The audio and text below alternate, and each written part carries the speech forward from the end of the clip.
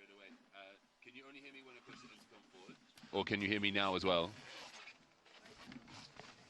Yeah.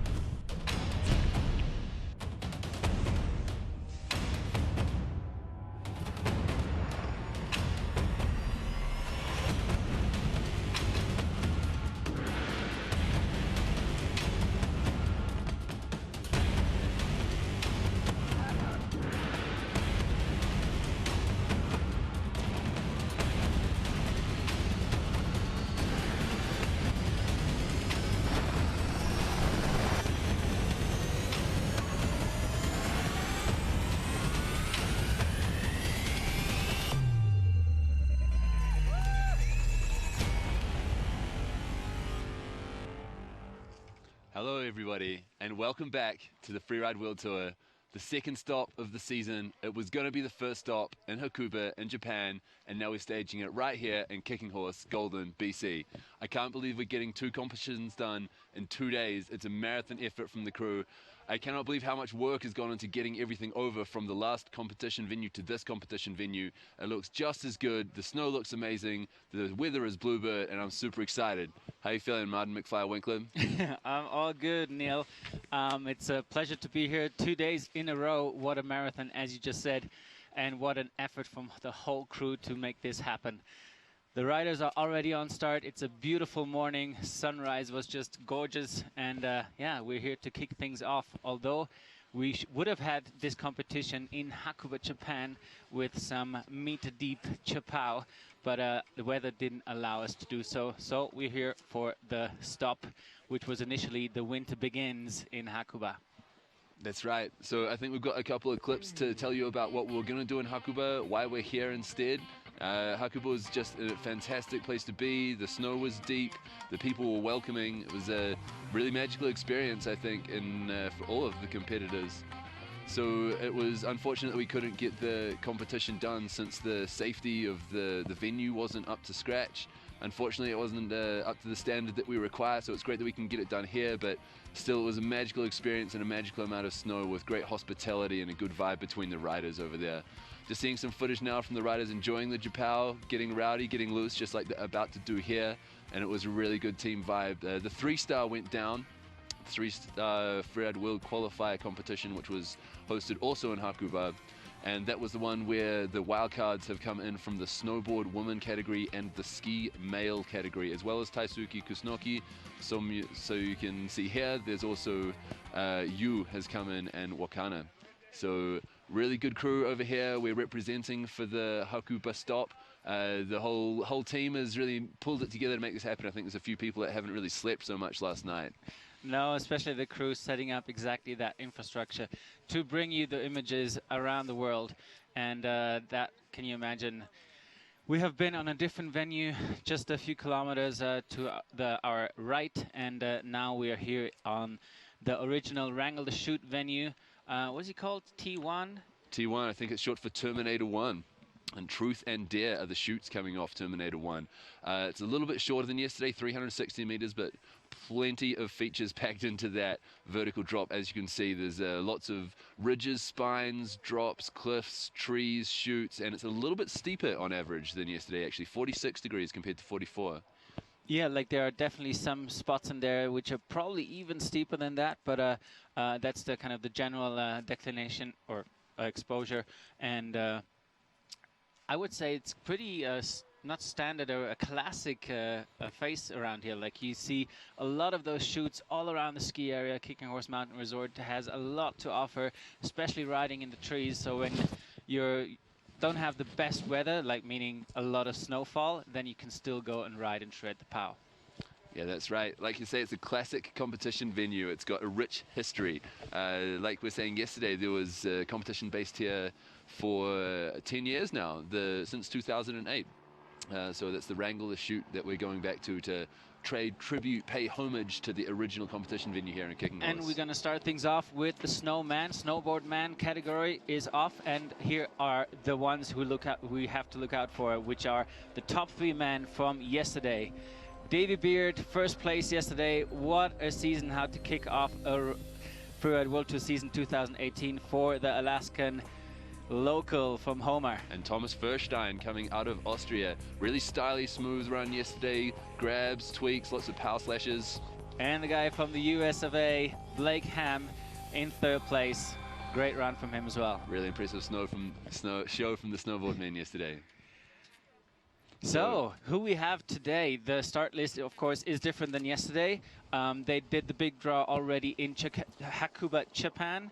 And we're going to start things off with Jonathan Penfield, now resident of Squamish, home mountain, now Whistler from US of A. Christopher Gandrel in 2nd, Gigi Ruf in 3rd, Sammy Lipke in 4th, Thomas Forstein in 5th, Clément Bochatet 6th, Blake Ham in 7th, and Davy Baird in number 8. Yeah, it's been a really impressive field to see. A couple of guys going down yesterday, which I didn't expect to go down, so I wonder if they'll have something to prove coming back.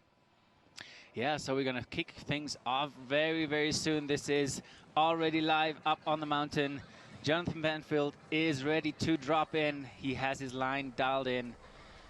It wasn't the best of days yesterday for him, but he want to make things up now on the 2nd stop here in Kicking Horse Mountain Resort, restaging Hakuba, Japan.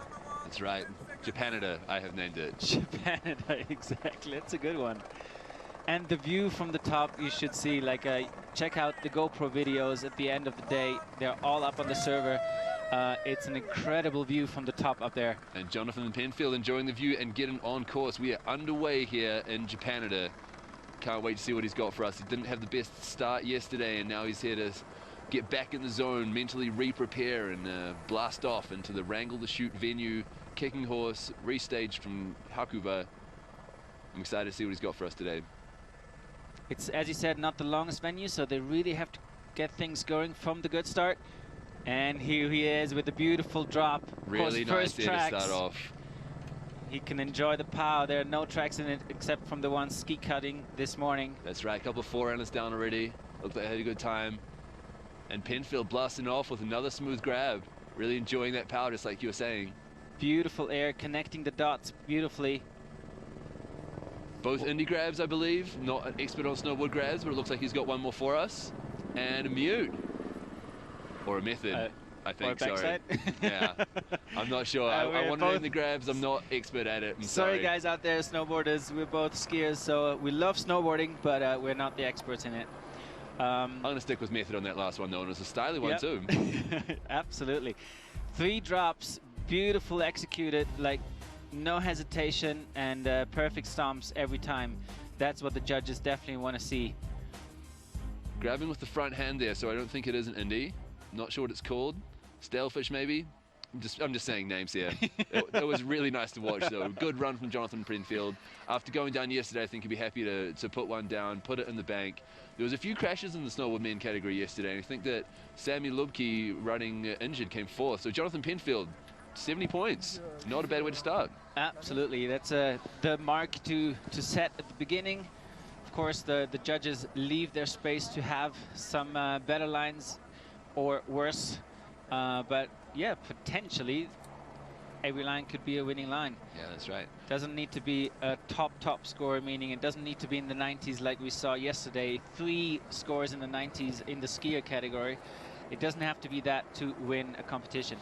That's right. So Jonathan Penfield coming in with 70 points. I think that Felix Wiemers, the first ski male yesterday, also came in with 70 points. So he ended up mid-pack, and that was a result of really, really high standard in the ski guys yesterday. Like you said, multiple scores in the 90s. So 70 could be a top 3, maybe a top 5, or if everyone's got a big run to put down, like Christopher Graham, who is now on course, could even be pushing him down. Let's see what happens. Here we have the Swede on course, also making his way down the ridge to get into that middle section. You see some skier guys still scoping and trying to get a glimpse of what the snow is like, what Christopher Gramball is about to show. Lining up the same top here as Jonathan Penfield. A little bit more hesitant coming in, but greasing it. Looks like a nice landing in there, a little bit better than the top air landing from yesterday's hit. Definitely, and again, him as well, he has to do some redemption for yesterday. Beautiful drop there, though not the same confidence as we've seen him riding in the past. That's right. I wonder if he's been mentally affected by crashing yesterday. Cruising on down and out there. Good to see you on your feet, Christopher Grumboom. Good to have you down at the bottom here. Both you and Jonathan Penfield crashing yesterday and putting down smooth runs today. Cruising, enjoying the power, putting in a couple of grabs. Definitely was an enjoyable run for Christopher. I'm not sure if you didn't want to hit that a little bigger. Of course, the venue is not the longest, so the features that you hit definitely have to stand out. This one was a nice one, the same length as Jonathan Penfield, but Jonathan had another air at the bottom, so definitely the score will not meet the same score as Jonathan. Here we have 61 That's right. points. 61 points out of 100 there. Judged on the 5 judging criteria that we explained yesterday. We'll probably explain again soon. So the main difference between those runs, I think, was that Jonathan had another air at the bottom, a little bit faster off the top air, got the grab a little bit better. So really small margins here can make a difference in the points. You can see 9 points being the difference between having that last hit, being a little bit faster, maybe getting the grabs a little bit better. And if you're riding the same line as someone else, you immediately get compared to them. And here you have definitely a highlight again. He showed what he's capable of yesterday. Unfortunately, he hit a rock in the 3rd jump, or the transition towards another feature. He was really disappointed. He really is eager to show what he's what he's known for. He has been shaping backcountry freestyle for nearly 20 years. That's right. It's amazing, right? 18 years old, Gigi Ruf, when he got introduced to the filming world of snowboarding. And he's on course. He threw a big 3 yesterday up the top. See if he's got any tricks for us today. All three of these riders that have started so far have been people that went down yesterday. I don't think it is in reverse order, it's just by chance, but all guys that, nice top air there, re-preparing the mental strength after having a disappointing day yesterday. Great start. That's really some gnar in there, really steep. Unfortunately, he gets a little hung up in the slough. Very unfortunate of Gigi. He's heading over to the skier's right side. Yeah, I think that slough kind of caught him out there. It wasn't just putting his hands down for fun, it was getting moved by the slow. Nice, the slow slough, sorry. But yeah, putting in some nice airs here, getting into a different zone we haven't seen anyone go into yet. Really enjoying the power in there, it looks creamy. Usually we can expect some freestyle tricks of Mr.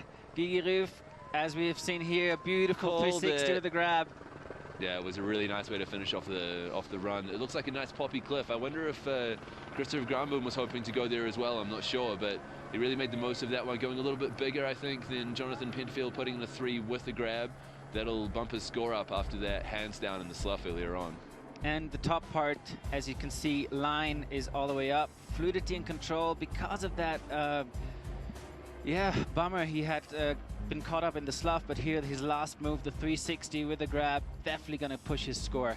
Let's see where he will end up. Yeah, how would you compare that to Jonathan Penfield, the first run, who I think is still sitting in first at the moment? Is he's put in a spin with the grab, which is obviously a really score bumping feature, but at the same time he has put his hands down and got a bit caught up in the slough, which is why the fluidity and control bars were down.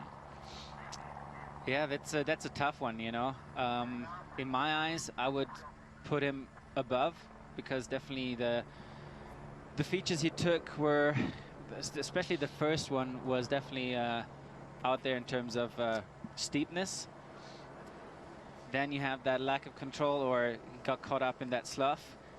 So a little bit of control and fluidity issue, but I would definitely see him above, especially with the beautiful 360 in the end. Yeah, I think it's a pretty tough job for the judges comparing apples and oranges there. He's ridden in a different place in the middle, got into that power field, which is a little bit more difficult to access. I wouldn't be too surprised to see him come in between Granboom and Penfield, just because looking at the judging yesterday, mistakes were penalized to be able to really evaluate subjectively. So yeah, there you go, 65 You're points. spot on, Neil. So second place at the moment, just behind Penfield, just in front of Granboom, and like I was saying, that's probably as a result of subjective judging being able to evaluate hands down as a stage 2 landing. Here we have the 2-time and current Freeride World Tour champion. He was killing it last year with an picture perfect competition season with the maximum of 10,000 points. You have to imagine. The maximum possible. Is that 4 wins, I believe? Yeah, it is. Now count your best 4 results out of 5. I'm not sure if he did win the other, so not the absolutely perfect, but points perfect season. Yep. Riding with an injured knee, unfortunately, at the moment.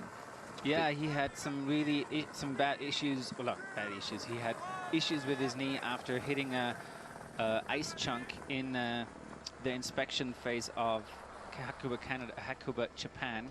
We were inspecting the face. We couldn't ride it, but he went away with an injured knee, and he still can ride. It hurts just a lot, so he's really taking a notch of his riding. And yesterday he told me, I should have gone for a better run because it was good power in there. Today things are looking a little more solid. I think not as much power in there, but still great riding. And I think he's, we call it in German, biting his teeth. Yeah. Putting in a nose butter there as well. If he can't go big, he can go styly. Riding as an injured guy and still coming 4th yesterday is Sammy Lubke riding at not maximum is still a lot of people's maximum, I think. And lacing together a smooth set of drops. Wow, that must be so hard to spot. How do you look at that from the bottom and see that's exactly the speed you need to go, the transitions you need to take, that's the place you need to ollie? Making his way down now and through the finish gate. I think that's a pretty good run. Absolutely. Definitely not what you can expect from a healthy and pain-less Sammy Lipke, but he tried his best, and definitely he had some pain while riding.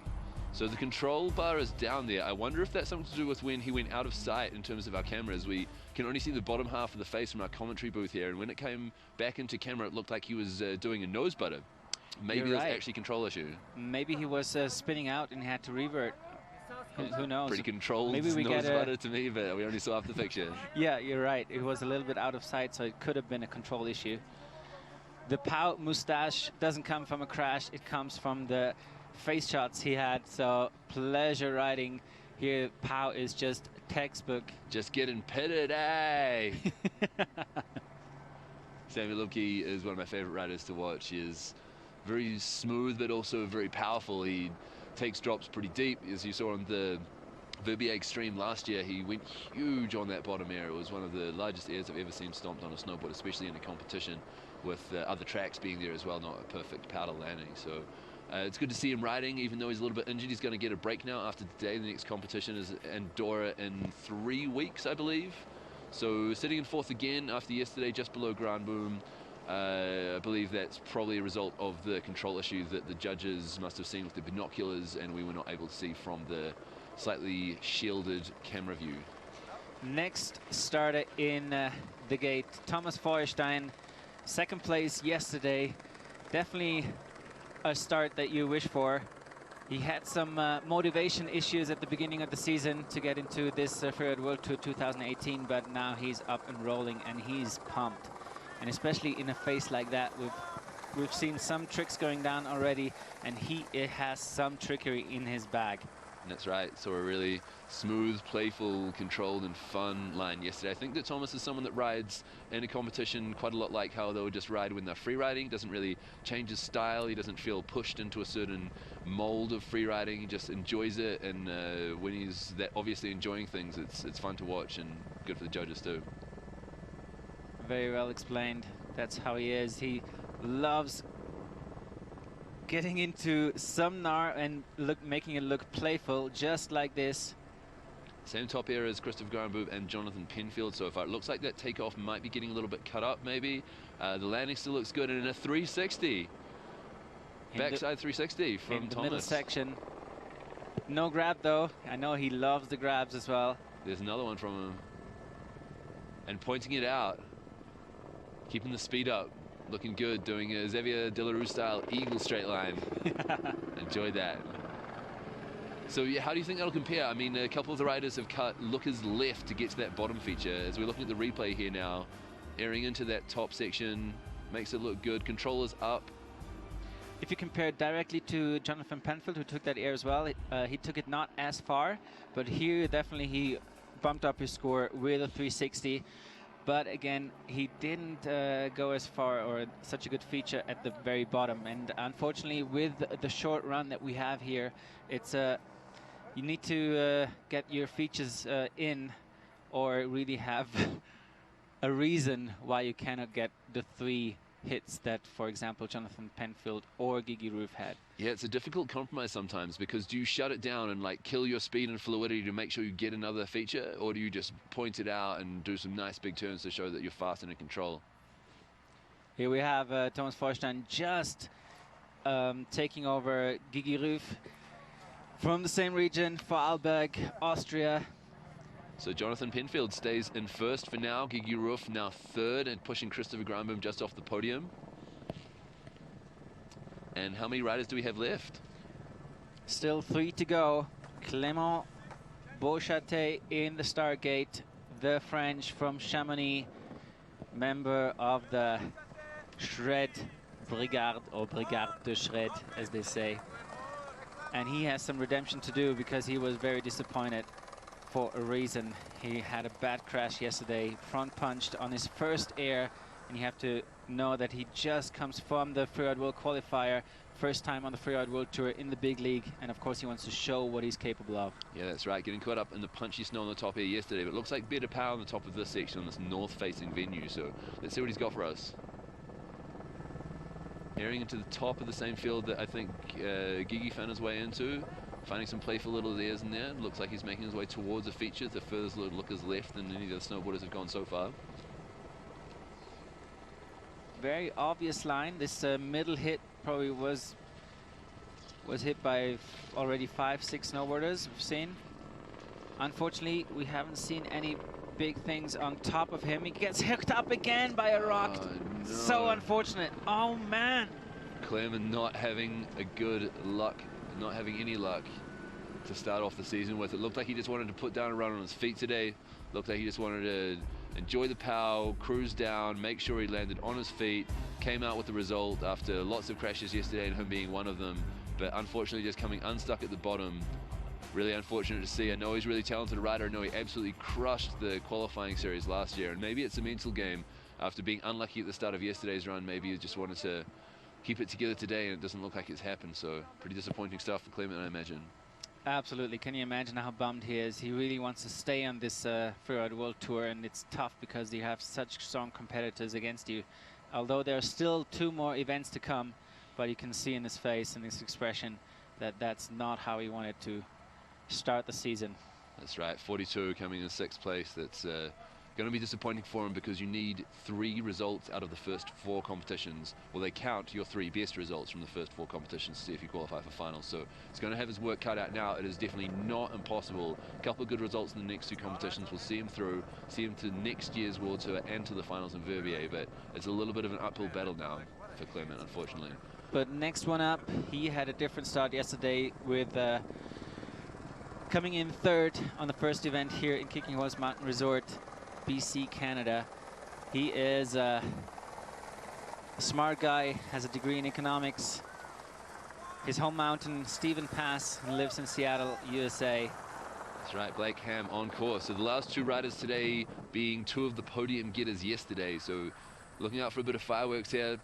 These guys rode really strong yesterday, and in direct comparison to the others who came out of the gate having crashed yesterday, their confidence will be up, their mental game will be strong. It's crazy how one competition run can make you feel like you're amazing or you're not amazing. It doesn't change how you are, just how you're thinking about it right now. But unfortunately, going down on the first air there, a little bit punchy, maybe the same as yesterday. Yeah, he was really going for it. As you just said, he looked so confident going out of the gate, and of course you can be if you have a 3rd place already in the bank. And he's a happy camper, you can see. He doesn't get out of his concept. He just loves riding POW. Such a playful rider, actually. Big power slash there, nice toe side turn, putting a lot of spray in the air, still enjoying it. I'm glad to see that. But unfortunately, on his first hit, he front punched and went down big, actually. Managed to control his crash, but unfortunately, that's going to not score well at all. That's right, so came into that hot, looks like he bounced off a traverse track, unfortunately, and going fast into that steep section at the top is why he's made a couple of tumbles. If you can't see how steep this must be in the upper 40 degrees. I think on average the face is 46, so yeah, if you crash, you don't stop in a hurry. Yeah, he did a good job in that one to get his heel edge in and get the speed down from his crash. That's right, but still enjoying the steepness at the bottom of the face to put in a big toe side power carve, which is one of the most enjoyable things I've watched today. Actually, there was a lot of snow in the air just there. So that's why we have the score of 28.33, although he had an enjoyable run after his crash with some amazing power turns. That's what it's all about here. BC is covered by an amazing snowpack and some freshies on top, and we have some stellar weather on hand. Yeah, it's wicked seeing another Bluebird here today. We've been waiting a while, and it looked like a tough weather window to work with, but for now, absolutely Bluebird, which is great because the north-facing, it'll get flat light easily. Davey Baird doesn't want to see no flat light. Davey Baird want to ride some pow. Yesterday he came first. Today he is the last out of the gate. Jonathan Penfield is still sitting first after dropping first. See if Davey can do anything about that and share the podium with his friend. And he has a color-matching bib to his clothes, which is in gold. That means he's the leader of the pack at the moment with 2,500 points in the overall ranking with his win yesterday. Let's see what he has got for us, the Alaskan. And taking the same top air as Jonathan. Not with the grab though, and I feel very judgmental saying that because, you know, I don't think I'll grab that if I hit. It's pretty scary air, blind takeoff into a steep landing with some trees, but Jonathan just made it look so cruisy and fun that you kind of expect to grab from everyone else, don't you? Exactly. He's staying on that ridge just like Simon Lipke.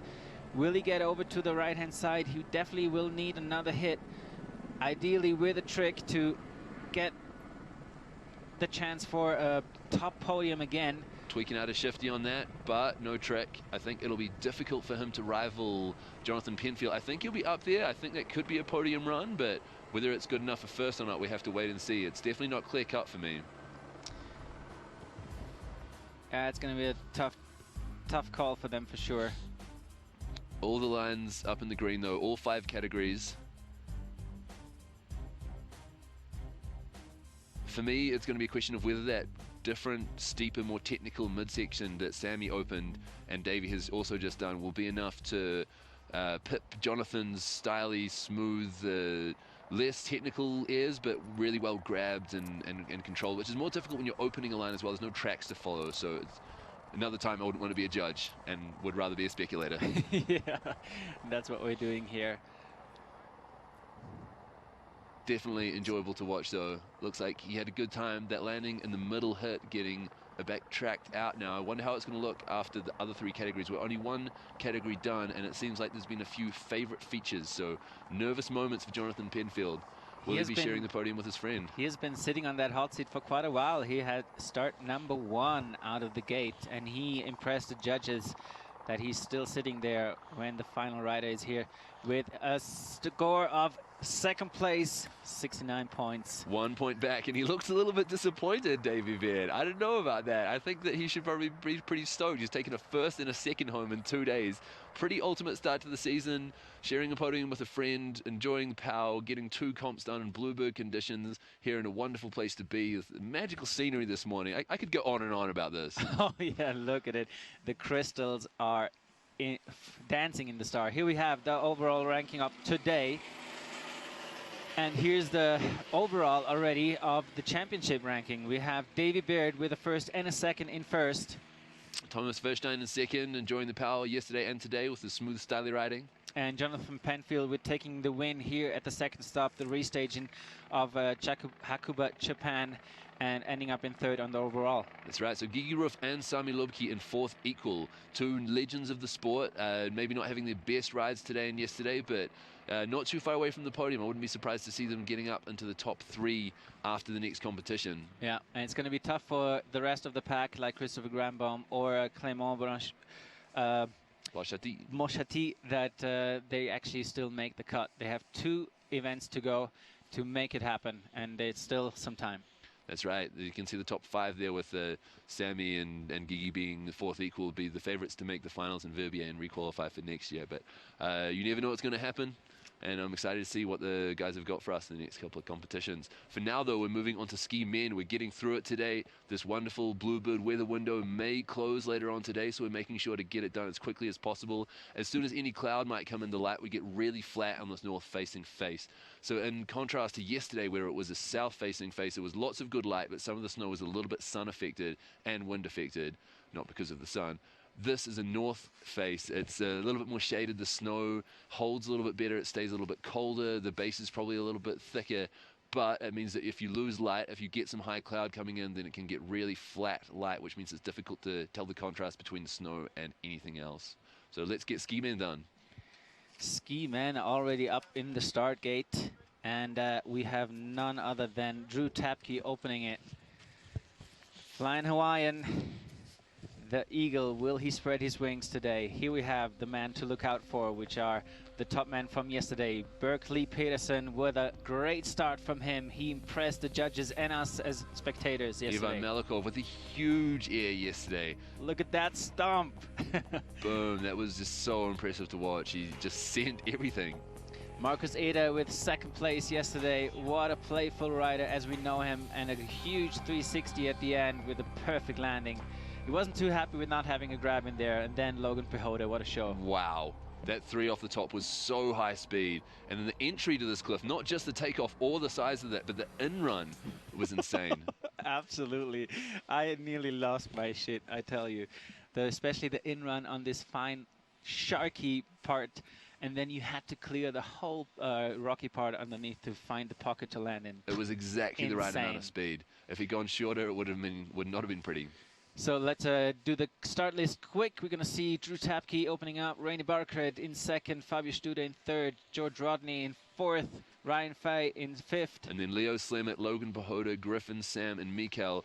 In that littered 10 first riders, there is multiple World Tour defending champions, former champions, Verbier champions, podium getters, local heroes. It's such a stacked lineup here. Especially one to look out for today, I think, is George Rodney. He has some redemption to do. He had such a, let's call it a silly crash yesterday. He was so gutted. And then he went for the biggest air of the day, maybe even of forever. Like he went the so biggest far. Air ever. It was like, huge. Don't say ever that much, No, but I'm this was it was huge. He accidentally flailed in 4 different directions.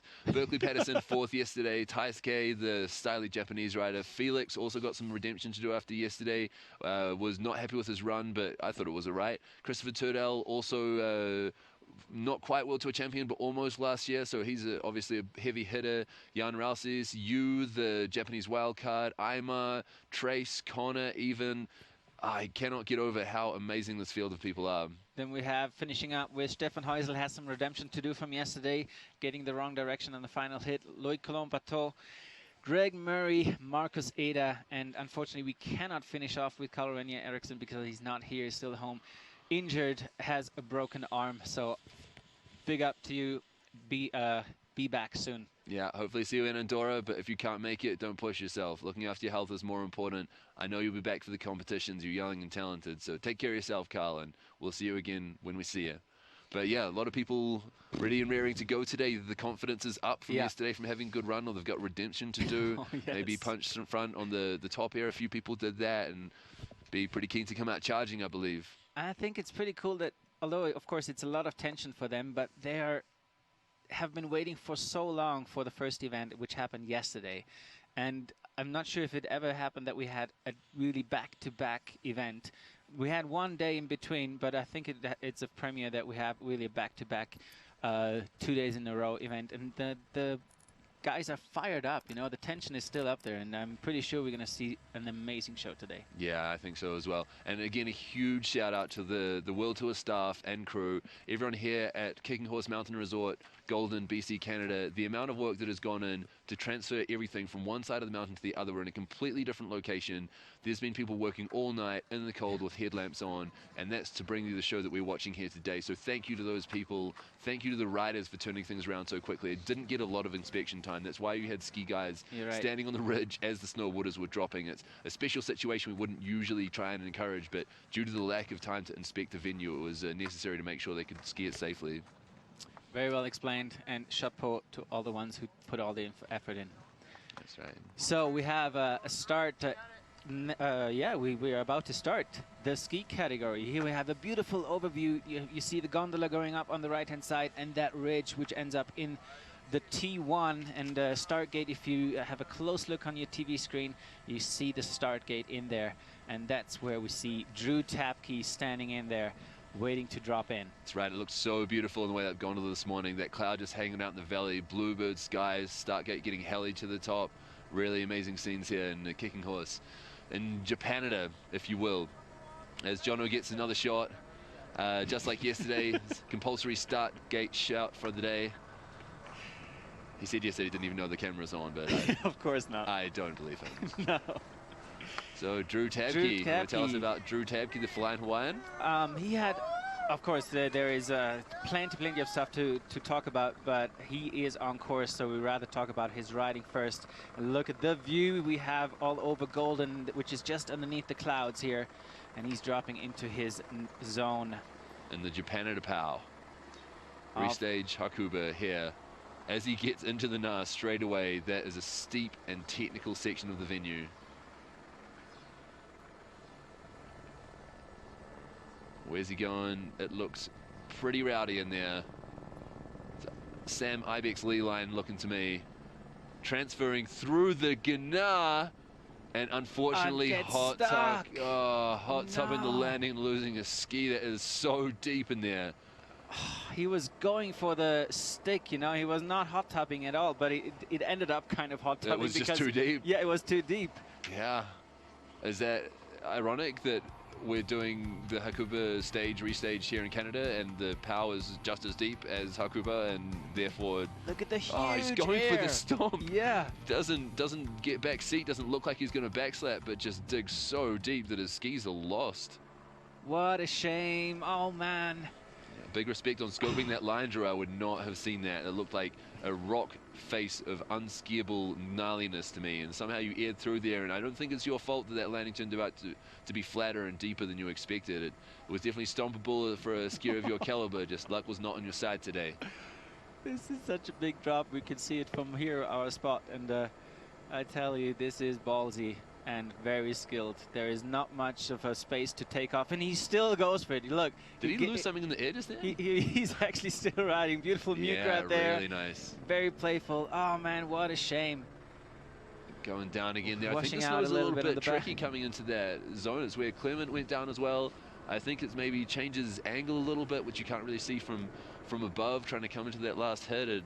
I think it might catch another person or two out today. It looks straightforward from above, but then when you get there, it's not. What a bummer. He has his family here, both of his parents. They were skiing together in the trees. Beautiful, yeah, family shred.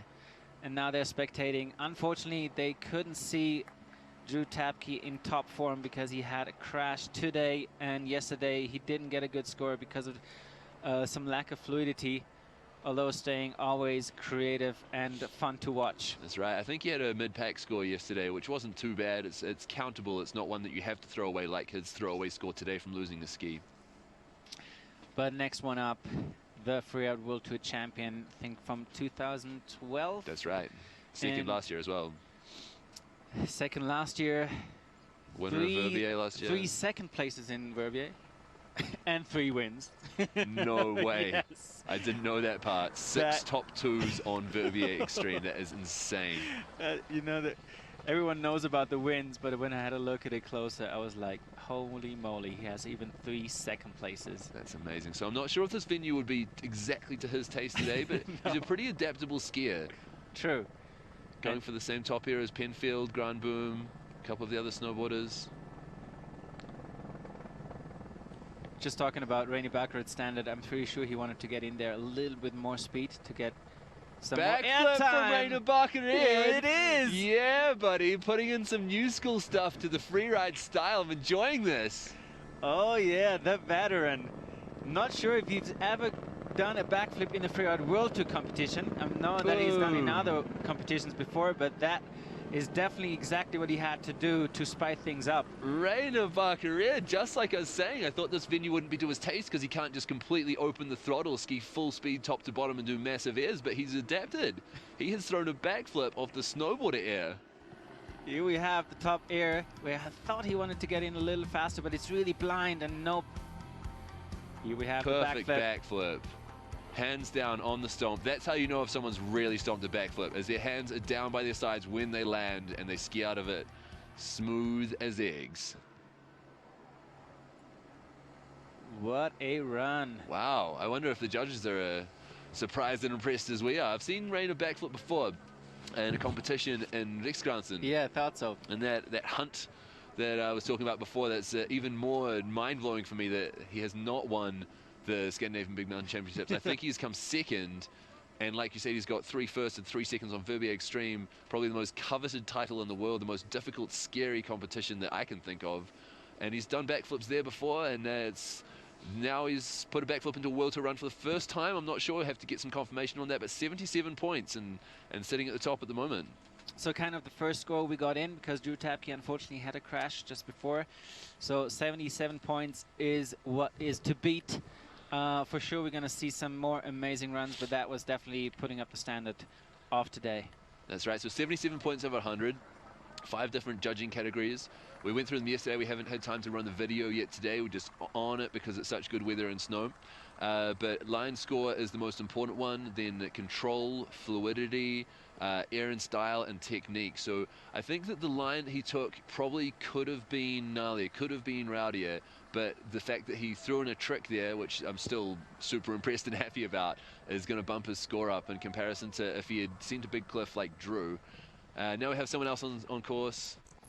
Yeah, it's already Fabio Studer. Recognize his style. There he is, already getting into the gnar at the top. He's a very playful rider. He can mix things up, but he has proven that he can also go into the big mountain arena like in Verbier in the extreme. That's right, lining up a pretty technical section here. Catching a rock on takeoff though, but managing to keep it together just. A little bit wild, but stays on his feet. Doesn't count as a crash, but definitely a huge control issue, unfortunately, and he doesn't get any score of that feature. Now he has to show something big. His normally classic 360, super stylish and goes for the safe, handbrake but through, this but maybe one doesn't get as much speed and airtime as he's hoping for. Catches his tips on the way around. Didn't go as planned Puts at in all. a nice big power turn up the bottom to. And he's I hope that cheered him up. Cheered me up. Oh man, that's not the best start for the Freeride World Tour season 2018 for Mr. Fabio Studer from Austria. I thought he did it right yesterday. He wanted to do better. I know that. Yeah, it's yeah, just holding on there. But unfortunately going down later in the run, so control is down on the red bar.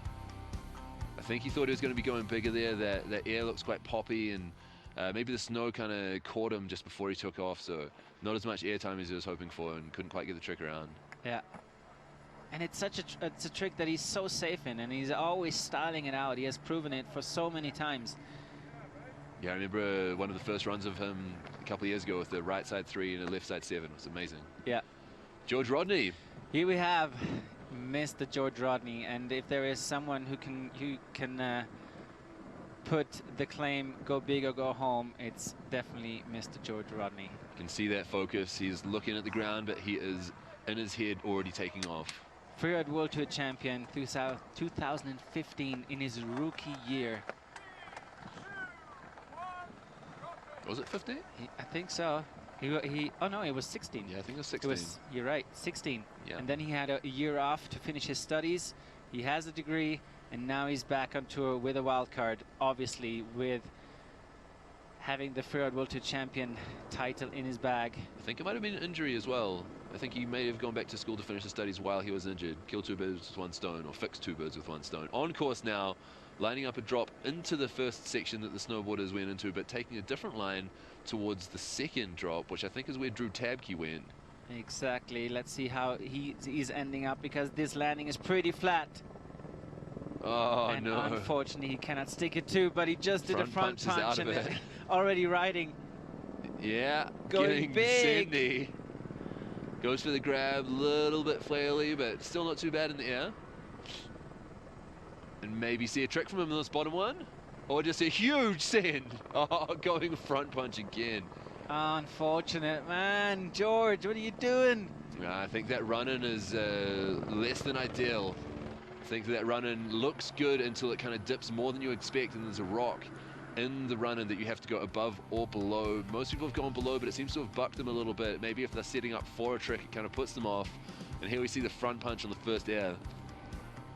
And how controlled is that crash, you know, riding out of it, straight into a big air in the middle section, finishing up with another air, but unfortunately, he always goes for the full stomp, and that's why it's also tricky to then not have the margin to if you land into a little more deeper pocket than you think of. That's right. Usually go. So if you land on your heels. feet, that's perfect. If you land on your feet and then bounce off your back, that is a loss of a score. If you land on your feet and then bounce forward, do a front flip and ski out, that's a little bit more of a loss of a score. It's not that much more of a score loss than a big back slap, but they're both pretty bad for your score usually. Exactly. Unfortunate, you have to stay on your feet to really get a top score, especially with that stacked field that we have nowadays. It's crazy. Yeah, if you have seen the competition guys yesterday, we had 3 guys in the 90s. So if you want to be on the podium, you had to have a near perfect line. That's right. And here's no stranger to the podium. It's Ryan Fayer. Ryan Fayer. He is a podium finisher from last year, and Victor Ross, I really, really enjoyed his run there. I talked about it yesterday. It didn't do him any good, so I'm going to be quiet and try not to jinx him as he gets into his run here today in Japan at a Hakuba restage here in Kicking Horse, Golden BC. Nice top air there. I'm not sure why more people haven't combined that one with this one. And he's done it really smoothly. Look, super safe. A little bit of a mule kick in the air, something that a couple of people do sometimes to stabilize themselves without waving their arms. But he looks super solid so far. I'm enjoying the smooth riding. With a backflip. Little bit of a butt check on that landing there, but I'll give him that. We would definitely. Nice side hit as well. I think he's got more hits in here than anyone else that I've seen so far. Oh, getting hooked up on a rock here. Well found, though. Yeah, wants to spice it up. And again, sending the bottom cliff. Wow, really nice creative run. line. Super cool. I've seen a lot of people that are really good at scoping ski already, and no one found that many hits. Super creative, super imaginative, looked really enjoyable. I think the only thing that could lead him down there is that butt check on the back flip in the middle cliff. No hesitation here. Definitely sending it the biggest of the skiers so far. With a backflip to spice things up. But as you said, with the hip check, it was a side landing. That bad. But he was kind of standing still. He didn't have that much forward movement anymore. Yeah, I think you'd have to count that as a loss of control. Definitely he will have. He's stoked, though. He is a happy man, and why wouldn't you be with a run like that? I think he went down yesterday. I think he crashed. But his control is down here on the judges' criteria. Tough to mark with a butt check like that. It's not really a full crash, but it's definitely a loss of control. And like you're saying, in a stacked field like this, they have to separate them somehow. And one of the most subjective ways that you can do that is by evaluating people's... Yeah, pardon me. The most objective way definitely is to to look at the control issues they have. But to be honest, the line score is all the way up there. Yeah, super tough one creative. for the judges. So let's see if it compensates.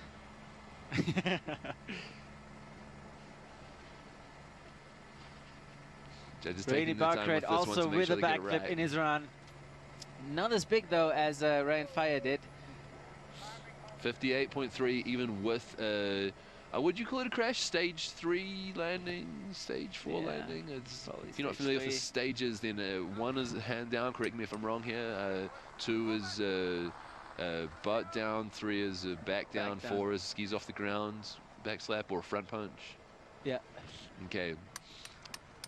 So here we have already the next heavy hitter, which is the current Freeride World Tour champion, Leo Slemet out of Chamonix, France, riding for Verbier, our final stage of the tour.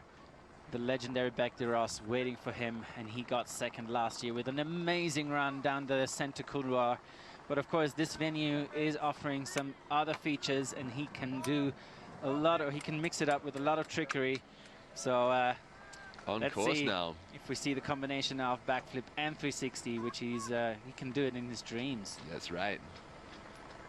In his sleep. In his sleep. I always say dreams. It's in his sleep. Well, we understand, man. We got you. Competitors still nervously trying to scope from the ridge. Leo we have a beautiful view from the top. That's what the riders are up to. Some blind airs coming in. Going for the same hit as Drew and George, I believe. Correct. And they haven't been successful so far. It's a pretty flat landing with if anyone can do it, it's Leo. Snow. Back slap, but rides it out. Probably there's no other way to stick this because it looks deeper and flatter than I think you can see from the bottom. But Ooh. Sending that one through the trees. Oh, Leo Slim, I'm glad you're okay. Wow. I hope you are okay. It looked like a heavy crash. He's okay, waving his arms. Oh, good to have you back, buddy. Wow, that was insane. First air with the back slap or hot tub, as you want to call it. But here, blind hit and just getting through those trees. Oh, that lost could have been his worse. ski in there. That could have been a lot worse, I Absolutely. think. I think he was following the tracks from Sammy Lubke and how far did he take that one down? Pretty far. Did he want to overshoot those trees? I'm not sure. I don't know. It's difficult to tell with takeoff angles. A lot of times when you scope from the bottom and then you have a look from the top, as you come into the cliff, the takeoff might suggest that there's one best way to hit it, and that might not be the way that you've imagined it's going to work from the bottom. So maybe he thought he was going for the left or for the right to completely avoid the trees, but then he was following the tracks. It probably took the obvious angle to take off. Sammy, I think, really smooth, but didn't go as big off that one, and with the amount of speed that he took off that thing, yeah, I'm glad that he landed between the trees. It could have been worse, and I mean, imagine if he stomped and rode through, that would have been crazy. It would have been crazy. He had a great score yesterday with an amazing run, still ending up not on the podium. Yeah, it was tough work yesterday. This guy ended up on the podium, though. You see the golden bib that indicates that he's the top spot in the overall ranking, and as we had only one event so far, he's the winner of yesterday's event here in Kicking Horse Mountain Resort. So Leo trying to point out to the ski dude, as they are officially named actually, that his ski is above him in the trees, so the ski dude can grab that ski for him, get it down to him, and we can get the competition rolling again. It's quite possible that Logan might be lining up that same air. Maybe he wants to hit it as well. Hopefully he manages to land a little bit further away from the trees. But it looks like Leo is putting one of his skis on, so hopefully the ski dude is bringing the other one down to him. Just need to make sure that he is out of the way before we get Logan on course. Unfortunately, when someone loses a ski like that, or even has a heavy landing, any kind of hot tub or bomb hole is more difficult for the next rider to land. The snow is more compressed, it's not as forgiving, it's not as soft. So hopefully all of these hits are still hittable for the other riders. We're only halfway through, or less than halfway through, the second category of 4. And it looks like there's some very favorite hits. They're probably the same hits that were so popular when this venue was used for Wrangle the Chute, which Logan Poda has won before, if I'm not mistaken. Exactly. We had this guy already several times on this venue, Wrangle the Chute, winner in 2012. First time he competed in 2011, and guess his age back then? It was 13 years of age when so crazy. Competed the first time here at the Wrangle the Chute. It was still a different format though. Pretty funny one. We were talking about it yesterday, and we had a little clip to show you. Really cool event, how it started off back in the days. Wrangle the Chute was all about a big mountain competition combined with a big kicker at the bottom in the finish line, and to spice things up, they had to saddle a horse which was kicking. And it was all part of the score, how long you could keep yourself on that horse. That's right, aptly named the Wrangle the Chute kicking horse competition, Golden BC.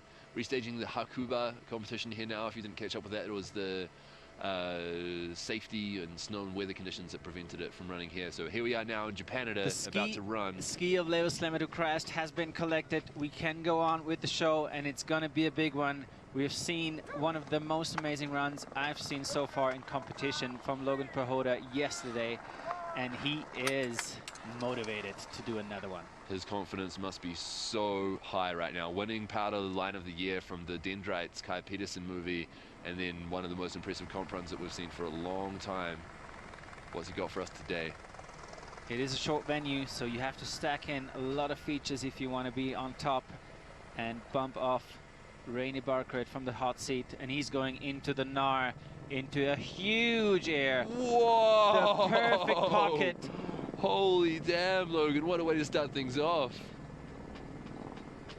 You get the 360 around. Oh, just making it. Ideal. That must be such a tough takeoff if both him and Fabio Studer have struggled. Manages to put it to his feet, not the prettiest 360 I've seen him do, but charging so hard through this bottom section. Here's another hit. Wow, how fast was that run? Pretty sure I just said and he's starting, and he's already at the bottom. Aired the top third of the venue, spun the middle. Air. I'm gonna be surprised if you see another guy hitting the same air. Maybe they do now, as you've seen that Mr. Logan hit it. He found the perfect pocket. Look at the line score all the way up there. And control is still positive. That's a really big thing for me, because obviously the line was amazing. It was super technical. It was super big. He put a trick in there and skied really fast. But whether the control is positive or negative will make a big difference. He's managed to stay on his feet there, hand down, stage 1 to stage 2 landing. So I think it'll be a pretty big score still. If the control had been negative, I think it would not have been as big. So I think he'll be up there. I don't think he'll pit Brandon Barker Ed, but that's just speculation. He could do. He could still do. I would give it to him because that air was like twice as big as we've seen Reine do, unfortunately for him. Yeah, but I mean, Reine's backflip was beautiful. Was much cleaner than Logan's 3, but so if you put those together, I think it's pretty close. Yeah, I'm just gonna go that it's gonna be close. But we have seen judges ditch, or do you say ditch, some riders for ditch the scores for some riders who had some issues in landings and in the air. That's right. They've been consistent with that. So. But 85. They appreciated the big air on top, which was definitely one of the moves of today, I'm pretty sure, because you probably cannot get into a bigger, taller jump and executing it more like cleaner than he did. And how technical was that? Speed. It was at the top as well. It's a steep venue. He's coming out at a lot of speed. So now Griffin Moller didn't have the best run yesterday. Wonder if his poles are slightly bent because of that. He's going for the moose, the elk. It's usually a grab in the air, but he's going for it in the start gate with his poles on his helmet. And he's on course. He didn't have the best start yesterday in his first Freeride World Tour competition. Now one of the rookies of the Americas series is on course. Wrangle the Chute. I'm pretty sure he has been riding that venue before in Freeride World Tour qualifiers. I'm not 100% though. I would imagine he has. And I think this is a favorite air. And I think he's spun it before, and he's stomping a big 3 off it today. Beautiful. Wow, Griffin. You made that look so easy. Yes. He had so much time in the air, and he knew that. A little bit of a Duffy. Yeah, double Daffy. I think that takeoff must be really bouncy or something. I've seen a few people get a little bit wild as a result of it, and they're all pretty good skiers, so I don't think it's easy. Shifting out at the bottom. Nice, Griffin. Really cool to see you coming safe back. At the bottom, but definitely the top part was bumping up his score a lot. Like the majority of the score he got from the top, because going into that blind air with a 360, we've seen only straight airs, and some of them not even that far as he sent that 360. Beautifully executed. Yeah, so really well described. I think that you can see his line score is down because it wasn't, playing it safe at the bottom a little bit, but air and style and technique were really high because he skied into that blind air quickly, sent it big and spun it, stomped it, like you said. I think that'll be really good for his score, and the bottom section will still be increasing his score as he goes, doing those small hits and shifties and double daffies, but the majority of the points will come from that top air, just like you're saying. I doubt it would be enough to push Logan Poto out of the Hoxie, though. Yeah, that's going to be a tough one. I know that Logan is so bummed to have not a cleaner 360 because he knows that it would have been a perfect run for him as well. Yeah, well, 98 points yesterday, 85 today. He's not exactly having a bad time. And Griffin in second, 80 points. Judges loving that top hit 3 just as much as we did. Cool to see him coming back after a difficult time yesterday. I think he crashed yesterday, or at least wasn't happy with his run. And to come back from how mentally difficult that is to rebuild your confidence after that short amount of time and get back on the horse, if you'll excuse the pun. Yep, and here we have a man you are very familiar with, coming from New Zealand, Sam Lee. Sam Ibex Lee. That's his nickname, Mr. Ibex, and this is a venue where you have plenty of options to do Ibex lines, and we're pretty sure I'm going to see some of that on the top section. I'm pretty excited about it. Oh, yeah. If there's any place you can find an Ibex line, it's in here. There's a bunch of gnarly sections, really steep, rocky, technical sections available in this venue, which really suit his style. So I'm interested to see which one he goes for. I think it could be the same one as we saw Drew pioneer. Yeah, and I'm going to be curious, I'm curious if his style of riding also is a little bit adapted to this terrain, because he's now a resident of, winter resident of Revelstoke. He has been riding in Verbier for a couple of years, and now he's here in this. Sending it. Very familiar with this terrain. It's not what I expected, but it's cool to see him so strong at just sending as well. That was the same hit that a lot of people have done, and he took it deeper. That's really, really good for your score. And the backflip as well. Oh, but landing in the bomb hole, coming up short into that compression. Doesn't care, though. That was actually, he didn't put his hands down, but whatever. Yeah, but he came to a full still. full stop. Yeah, getting into that same section as no, Ryan he Fire, couldn't but get up can't there. quite get on top. It looks more difficult than I think he expected. Coming to this bottom hit though, sending it deep, full stomp, full Ibex, 4-point landing. I think he's going to be almost happy with that, but not quite. Definitely not happy to get up, not up on that. No, he's not happy. You see that? No. That top air though, wow. Wow, Sam Lee, I'm super impressed with that. We've seen some good riders go more slowly on that. And I would not consider this a crash. Look at that, he came to a full stop. Skiing into someone's bomb hole. Yeah. Oh man, he is gutted. Sam Lee, you are an amazing skier. You'll be back. You've got good results before and you'll get good results again. You put down a sick line today and you're getting comforted by Logan Pahoda. You're not having a bad time. I know it feels like it right now, but you're going to be back. I know you are one of the most talented skiers. I know it hasn't gone as well so far for you as your amazing rookie season last year, but it doesn't matter. You're still here with us, rocking out, doing your thing. We've got 2 more competitions coming up later this season. And you've seen the GoPro has been ripped off his helmet, and luckily he had a leash on it, otherwise it would be still up there. I wonder if that is from the impact of the... I think he might have kneed himself in the face on the landing on that backflip. It could be. Looked like a pretty heavy hit. Unfortunately, there's quite a lot of landings in there now, and because of the way that the landing slopes to the skier's right, depending on whether you land at side hill or try and hit into the fall line, a couple of people have gone for different options there, meaning there's almost a traverse track kind of bomb hole thing there. See how Miko Bimbo deals with it if he's going to hit that hit. Oh yeah, and he's also known for going big. He always puts on a show. Unfortunately, he couldn't do so yesterday when he had already crashed in his first hit. What a bummer. The guy who was already on tour, performed well on the one event, the Chamonix stop, the rememberable line. Look it up on YouTube. You'll find it with a lot of views because it has absolutely been it was gnarly. Psycho. And I remember I saw him get to the bottom of that and I hadn't seen his line. And I was like, oh, how'd you go? He said, oh, yeah, I backslapped. Yeah, he and was that really was all. bummed. Yeah, he was super disappointed about it. On course now. He knows what it takes to get up a good score.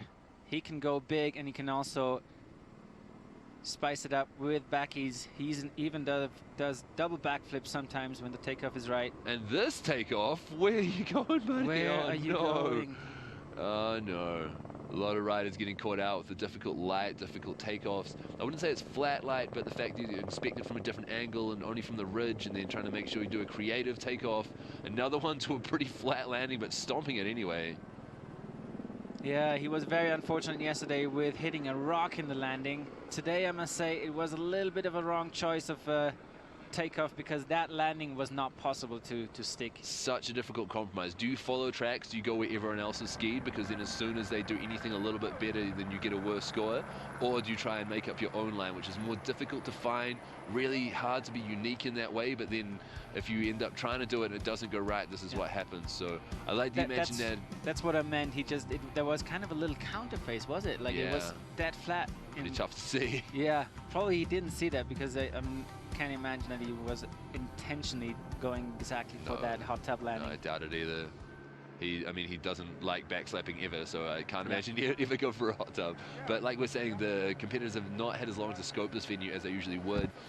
They got told that it would be the backup venue and maybe the second competition venue, the Japanada venue, earlier in the week. But of course, the focus was on Ozone, the other face that we skied yesterday for the official Kicking Horse Golden BC stop. So now that we're here in Japanada, the Hakuba Valley stage restaged here in Kicking Horse. The athletes had yesterday afternoon and this morning to really have a good look at this face in these exact conditions. So not as much time as they usually have, McFly. Sorry, say again? So not as much time as they would usually have to scope a venue. Yeah, very well explained because we had, one of the first times ever back-to-back competitions. And here we get the score in the 40s, obviously because of the crash on top. Otherwise, it would have been a great run. Like that second air that he hit it like further than anybody else, and very confident as well. 4-point landing, which is not easy when it's that deep of a pow. Well, 41.6 points with the crash, and that's like the rest of his run. Yeah. In the start gate, who was it? Another rookie, Mr. Berkeley Patterson. What a day, opening day for him. third place yesterday. Was it? Yeah, it was Fourth place. Fourth place, sorry. Yeah. Thanks for the correction. But fourth place with the level of riding we had yesterday, it was actually one of the winning run in other competitions. That's right. That's right. It was a really impressive run to watch, especially as a rookie in the first competition. A lot of confidence coming out of this guy. Really enjoying this terrain and venue that I think he skied before. And spinning the same as Griffin Muller, going huge, back slapping it out, kind of staying on his feet, washing out a bit. Stopped, looked like he might have... No, hasn't lost any gear, just wanted to rue that for a second. So already point slipping away, unfortunately. I don't think he'll be able to repeat or better that fourth. But huge 3 into that zone. Absolutely, exactly the game. So confident. Same game plan as Griffin Muller. Obviously, they are best buddies. They are traveling with it for a long time already together on tour for qualifiers and the juniors before. What a great time they have here on the Freeride World Tour. Let's look at that 3. A little bit of a hand drag there as well, I think. Really stylish takeoff, but going a little bit further skiers right than I think he meant to, getting a bit bucked by the side hill landing. This, and I think he was already a little backseat and then landing into another bump hole of some other riders, because it has been Good to see him smiling though. From the snowboarders and some of the skiers already. Yeah, still smiling. He knows he has a good score from yesterday, or good points already in his bank. It's not going to happen today though. Looking a little bit disappointed. I can understand that when you are so in the zone, you're standing on the top. Like we were talking about yesterday, you're just so focused. You've been building up to this moment for so long. You know, the qualifying competitions that you've done, the traveling, the dreams, the getting on the world tour, the my first stop, and yeah, then doing so well yesterday and not doing as well today. I think it'll be disappointing for him, and it'll be, what was the big deal that I was so worried about at the top? I could have done that. I could do that any other day. There's a lot of thoughts going through his head right now, but I think he should be a happy chappy. He's put down a 4th yesterday with another result or 2 in the next couple of stops. They'll probably see him through next year in finals. And I'm pretty sure he's pretty happy and happy for his good friend Griffin Muller, who has done a really good run. That's right. Next rider up from Japan, the local, I would say, although we are not in Japan right now, but it is the restaged Japan event here in Canada, Taisuke Kuzunoki. And he's on course.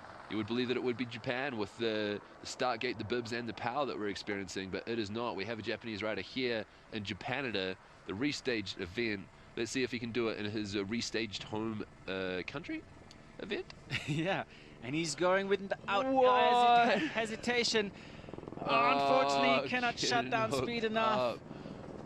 And that's exactly the same place that Berkeley crashed, I think. There must be a bit of a bomb hole there now. Taisuke's styling it out the shift. He's really light on his feet, really nimble, got good grabs and good style in the air. Yeah, nice mute there. Very playful rider. I was expecting exactly that kind of style from him today, but of course he's already bummed knowing that he crashed at the very first air. And as we know, this is stack of field. Yeah, I think he's going to be disappointed with that. He came to that so confident, sent it big, sent it styly, but you can see he lands all right and then comes into traverse tracks and bomb holes, and everyone else has landed and skied left from that point. I think he took it from a little bit skiers left at the takeoff, which meant that he skied into the traverse tracks. Still enjoying his run. Great snow further down. It is dry. We are freezing in our office. We have cold smoke covered all over BC. It is a great base, and some great new snow has arrived over the last few days by like minus 15 degrees. Yeah. Snowing, super cold. Yeah, after the competition yesterday, I went down to Double Black, the local cafe, which have been kind enough to open early for us in the morning so we can grab some hot food on our way up here. And the locals said, "Oh, it was only minus 12 today. Why are you that cold?" Unfortunate. Taisuke also with a score in the 40s. That's right, 46 points, but that's 6th at the moment, and we've had 12 riders, so he's halfway up the field. For been a lot of crashes. I think Nicholas Hale-Woods, the CEO of the World Tour, called it yesterday. He expected a lot of crashes today. I'm not sure how he knew. It's very difficult terrain. There are not a lot of trainees, or the trainees are pretty small, so if you don't hit them perfectly, that's how the people get into trouble, especially if they go big, and they do. Here we Felix have someone who Weavers. goes also big sometimes, and he can throw some tricks, and he is about to, I think, today, because he has to do some redemption from yesterday when he lost his line at the very bottom. But that's the thing, I think he did all right yesterday. We've got such a high standard now that it's such a heavy-hitting field, putting down near-perfect runs, that something mid-pack where you don't do exactly what you want is disappointing for the rider these days. It's such a high standard. Felix, big backy off the top here, getting a little bit bucked on the landing. Stage 1 landing, put one hand down, stays on his feet. Really strong riding to ski that out on one ski. That's what you want. Get the wow effect at the very start of the event, or of your run. Taking it a little bit further, skiers left than the others, managing to avoid those traverse tracks and bomb holes. Good idea from Felix. I think he might have been able to see or hear that other people had gone down there a lot. Lining up this bottom here and taking it deep. Little bit of a backseat landing, but I will definitely give him that. That was an impressive run. Backflips, it is, landing in places that other people have crashed and looking pretty solid. You can see that the snow's a little bit tough to land because of those traverse tracks and bomb holes with this many competitors going through the same spot, but that backflip, boom. And as you said, I think he didn't expect such a hard landing. Must have been sloughed out already. And that hit we've seen a lot of times already today, so you can see a lot of tracks in the landing, which is not hard to deal with. Yes, control is down though. The judges have gone for a red bar in the control section. I think that's going to impact the score pretty negatively. We've seen a lot of people have control issues today, and none of them have scored that well. So be interested to see how it goes. I mean, I love watching backflips. I think it's a big crowd pleaser, but judges have got to be more objective about it, right? Yeah, they should. Yeah, but we'll see of course how they all score it. Not only that they're only humans, but also if it's spectacular to watch, and if they know how the business works, not how the business works, how they have been experienced riders themselves. They have been part of the game for a long time, and freeriding is a big part, is also putting up a show. Yeah, that's right. And having fun. Everyone likes to see a big backflip. But the scenery here, wow. That Cineflex shot showing the bluebird skies today, the bluebird skies over the snowy trees, still a little bit of valley fog lingering around. I'm glad it's staying down in the valley today instead of around the peak like it did yesterday. Yesterday we had a couple of course holds, couple of weather breaks where there was one foggy cloud lingering directly between the judges and the start. So some people were wondering why we not started at the sun any, but there was just one important cloud that we have not yet had today. So I'm glad it's staying away.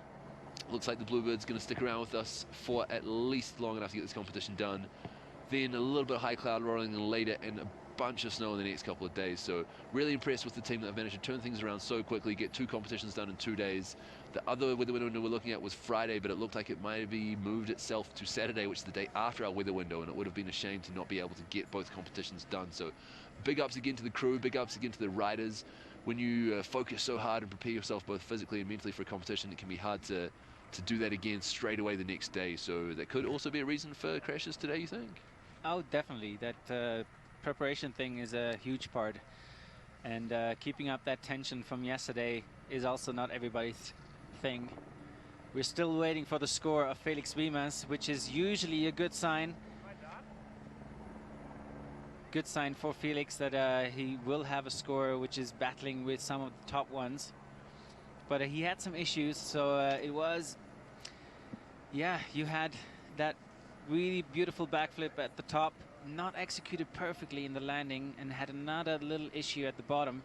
So they're putting it probably against also some other runs which had issues, but maybe not as good of a backflip as we've seen from Mr. Felix Wiemers today. It's a tough job. Like you say, the easier your score, or the lower your score is, the easier it is to give. If someone loses a ski, they get 0. No question, straightforward. Someone has a big crash, it's going to be down. If someone has 2 small crashes, it's going to be down. And then once you get up into the, okay, well, he's had an issue, he's done something impressive, but he had a little bit of control issue, a little bit of loss of control. went bigger than that rider, but he flailed in the air, or he, like in the middle section, for example, he hit a same air as other riders, but went a little bit further skiers left, so the landing was better. Do you give that smart points? It's a tough job being a judge, and oh yeah, they want to make sure they absolutely. get it right first time because they can't change it. And here we have him, 61.33, ending him up in 4th position currently. There you go. He's happy with that. Well done, Felix. Yeah, 4th place, was it? 4th place at the moment. After 13 riders out of 24, so... Ooh, but here comes another highlight for me. Christopher Turdell from Sweden. The Turtle, they call him. I would say definitely one of the favorites. There are plenty of favorites in the ski man category, but he's definitely one of them. Proving it already in his last season when he was runner-up. And he's on course now. Staying straight into the technical nah zone on the ridge at the top. Looking so confident and smooth in there. You can see how his hands stay down by his sides. Doesn't have any trouble navigating that difficult exposed terrain, and a big air into that top section, stomping it smoothly. Just doesn't look like a problem for him. No, it was just a cruise in the park for him. Well, he's still skiing pretty always. fast, but it looks like such a cruise. And a backflip from Christopher as well, puts it straight to his feet, exactly where other people have crashed, trying to do exactly the same thing. And that's the amazing thing about his skiing. He makes difficult stuff look easy. It's almost sometimes like he doesn't give himself enough credit. Here, another air to finish things up. He knows he has to have a complete run. He knew he had to put in a trick into his run to have a chance on the podium, because today the run is pretty short, and the run, all the features are stacked up pretty fast after Really each other. solid run from Christopher there. That's exactly what you were talking about before with Mikael Bimbo's takeoff. Boom! So it was strong. not the most beautiful backflip. He wanted to style it out. He can do, but he had to get around in time to make the landing. Yeah, well I think he'll done. take the stomp. He'll take the stomp, mate. Oh yeah, so he mixed it up. Very technical on top, freestyle in the middle, and then finished it off with another feature. Big so ears and fast. I think it's going to be a big score. Was definitely a very complete run, just like we've seen the current leader, Logan Pehota, but Logan had some issues, some real issues in his landing. Do you think this could trouble Logan's score? I think so. The Swedish crew congratulating and celebrating Reina Barkared and Christopher Granboom. Coming over to say hi to the Turtle. Even though there was a little, not issue, but he was rolling down his windows during the backflip. I know he can do better than that, but he managed to really get back on his feet and stomped it. Exactly the place that other people had crashed or had control issues doing backflips. I think that as a judge that must count pretty positively. It's when you can compare people doing the same thing in the same place, it's much easier to give them a better or worse score. So I think that he'll definitely do better than people who have tried to backflip in that spot, like Reina Barkared. No, Reina had a perfect landing, didn't he? That was before the bomb had holes. a perfect, yeah. Okay, so tough. But Reina didn't have a top air that was as good as Logan's or Christopher's. But to be honest, the top air of Logan definitely is a standout for now. Till now. Amazing, so amazing. But the top air that Christopher's just done now was similar, almost the same as one that Mikael Bimbo's tried to do. And the fact that Mikael struggled to find the takeoff and then got caught up in the landing, but Turdell managed to find it, stick it, and make it look easy. You're comparing apples against apples, which makes it much easier for the judges. You can say that was really good because another good skier found it difficult. And then in the middle, other people crashed to try and do the backflip. He did hit the same bottom air as other people, took it pretty big, didn't look as wild in the air where a lot of people seem to get a little bit hung up in the run-in. Three heavy hitters at the bottom are discussing their lines. Reina Barkared, the veteran, the young gun from Sweden. Yeah, Christopher I'm going to put a guess out there. I'm going to put him second. Wow, wrong timing to say that. Yeah, I was feeling it because of the issues that Logan had in his run. The top section definitely was mind-blowing and was all the way up to, probably the best we're going to see today from Logan. But it is a complete run that is judged. And Christopher Turdell, as usual, made it look so easy in the most technical terrain up there, and then mixed it up with a trick and stuck it clean. Yeah, I think you're completely right. And I instantly regret saying second. Not just because he was actually first, but also because he is my roommate in the hotel, and I'm probably going to have to say sorry about that later. Yu Sasaki, the wild card from Japan, winning the 3-star in Hakuba recently, getting put out there to compare his skills to the rest of the riders here on the World Tour. I was so impressed with the level of riding that I saw in the 4-star qualifier in Hakuba last year, and the 2-star as well, where a lot of locals were there.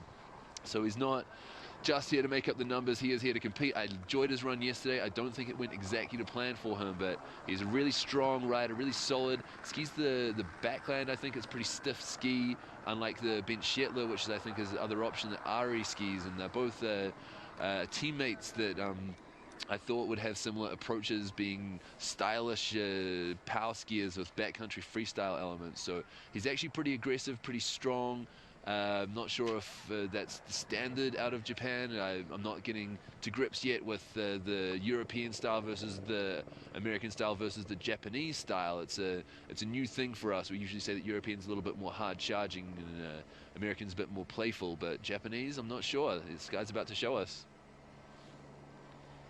Yeah, Yu Sasaki, he is from Japan, but he lives already for more than 10 years in Canada. Whistler for 8 years and now 2 years already in Revelstoke, so very similar terrain he's riding in on his home mountain at the moment. And we just saw the top 3 flashing up there. So of course Christopher Turdell in first after that fantastic run. Talked to him yesterday about his line. He said, oh yeah, it was all right. And he was sitting with Rainer Bakary, and they come 8th and 9th, and being such strong skiers and no strangers to the podium, they kind of said, oh, you know, top 10 just doesn't really do it for me anymore. And Rainer said, yeah, but top 8's all right. I love their humor. It's so dry. I enjoyed their dry sense of humor together. So yeah, maybe that motivated him to get up today and put down what is so far a first place run. We'll see if it stands up. We saw 3 scores in the 90s yesterday. Today we've not seen any break the 90. We've got Christopher Turdell in first and just under 90 points, and then yesterday's winner Logan Pahuda, and then just after that we have Griffin Mola with that big 3.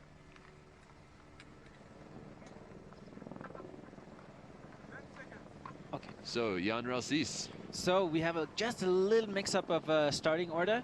We have Jan Rossis for us next, giving us a show, and Sasaki will be just after when the visibility for the judges is better on his run. We'll explain that later. Here we have Jan Rossis from Switzerland, Verbier, on his run here on the Wrangle the Chute venue. Going further skiers left than most other people have gone so far, I believe. Or just different entry towards the same air. Yeah. And Taking sending it it big. deep. Stomping like it's nothing too. Making it look smooth so far. You always have to find the perfect direction because there's so many trees. And big backy, stomping, a little bit of a backseat landing. Looks like a tough landing in there now, but coming out of it quickly.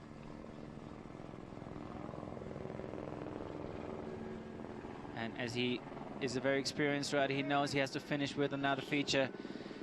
It's kind of together a smooth run that was pretty fast too.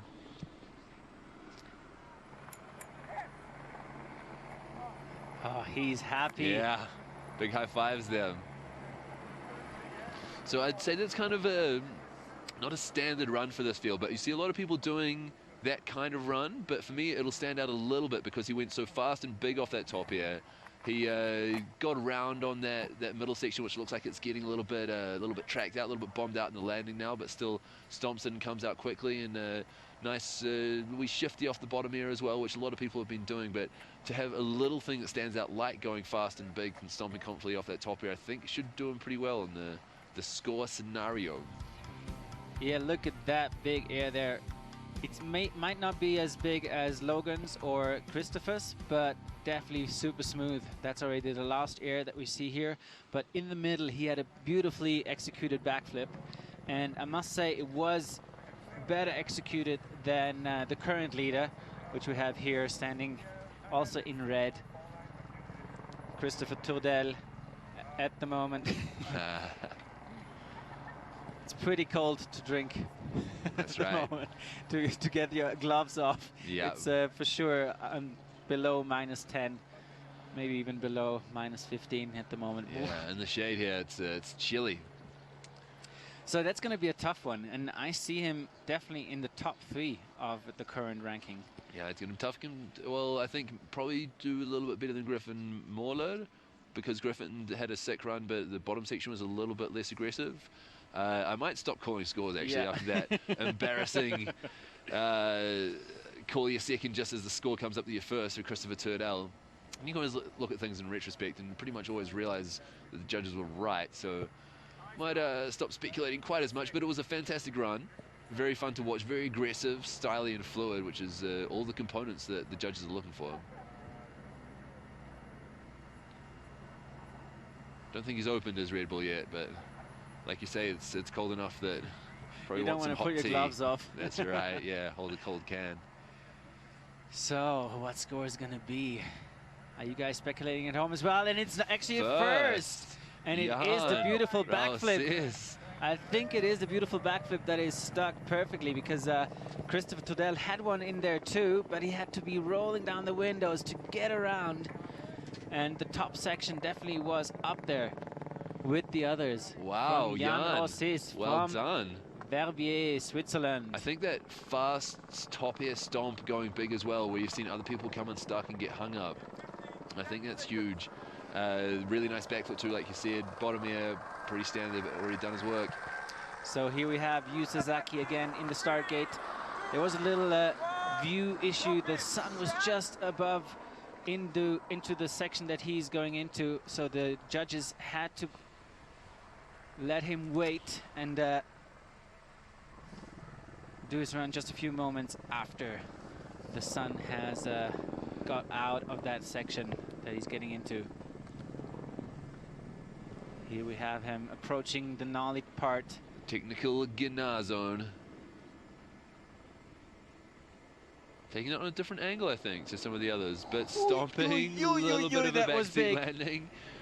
Unfortunately, not the cleanest landing, as you said, but definitely one of the biggest features so far on the top. Solid riding, too. You can see it's aggressive and powerful. And stylish. Look at that. Lacing together a really nice run. Opting out of that last feature to do some big, fast powder turns. Nice work, Yu. Nice work. Arigatou gozaimasu. Hi, let's have another look on that huge air on top here. He had to line it perfectly. Unfortunately, the landing, as you said, not the cleanest. A little bit of a backslap there. And it was the highlight of his run. The rest, we didn't see any tricks. And definitely you need to spice it up with a trick on such a short venue to have a chance in the tops for a top spot. That's right. He seems reasonably happy. His control's down a little bit from that back slap, as we're saying, and I think that'll be a mid-pack finish.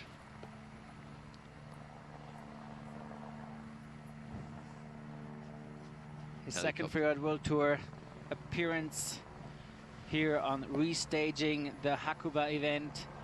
We're not in Japan, unfortunately, but it's similar snow. It's deep pow, dry and cold.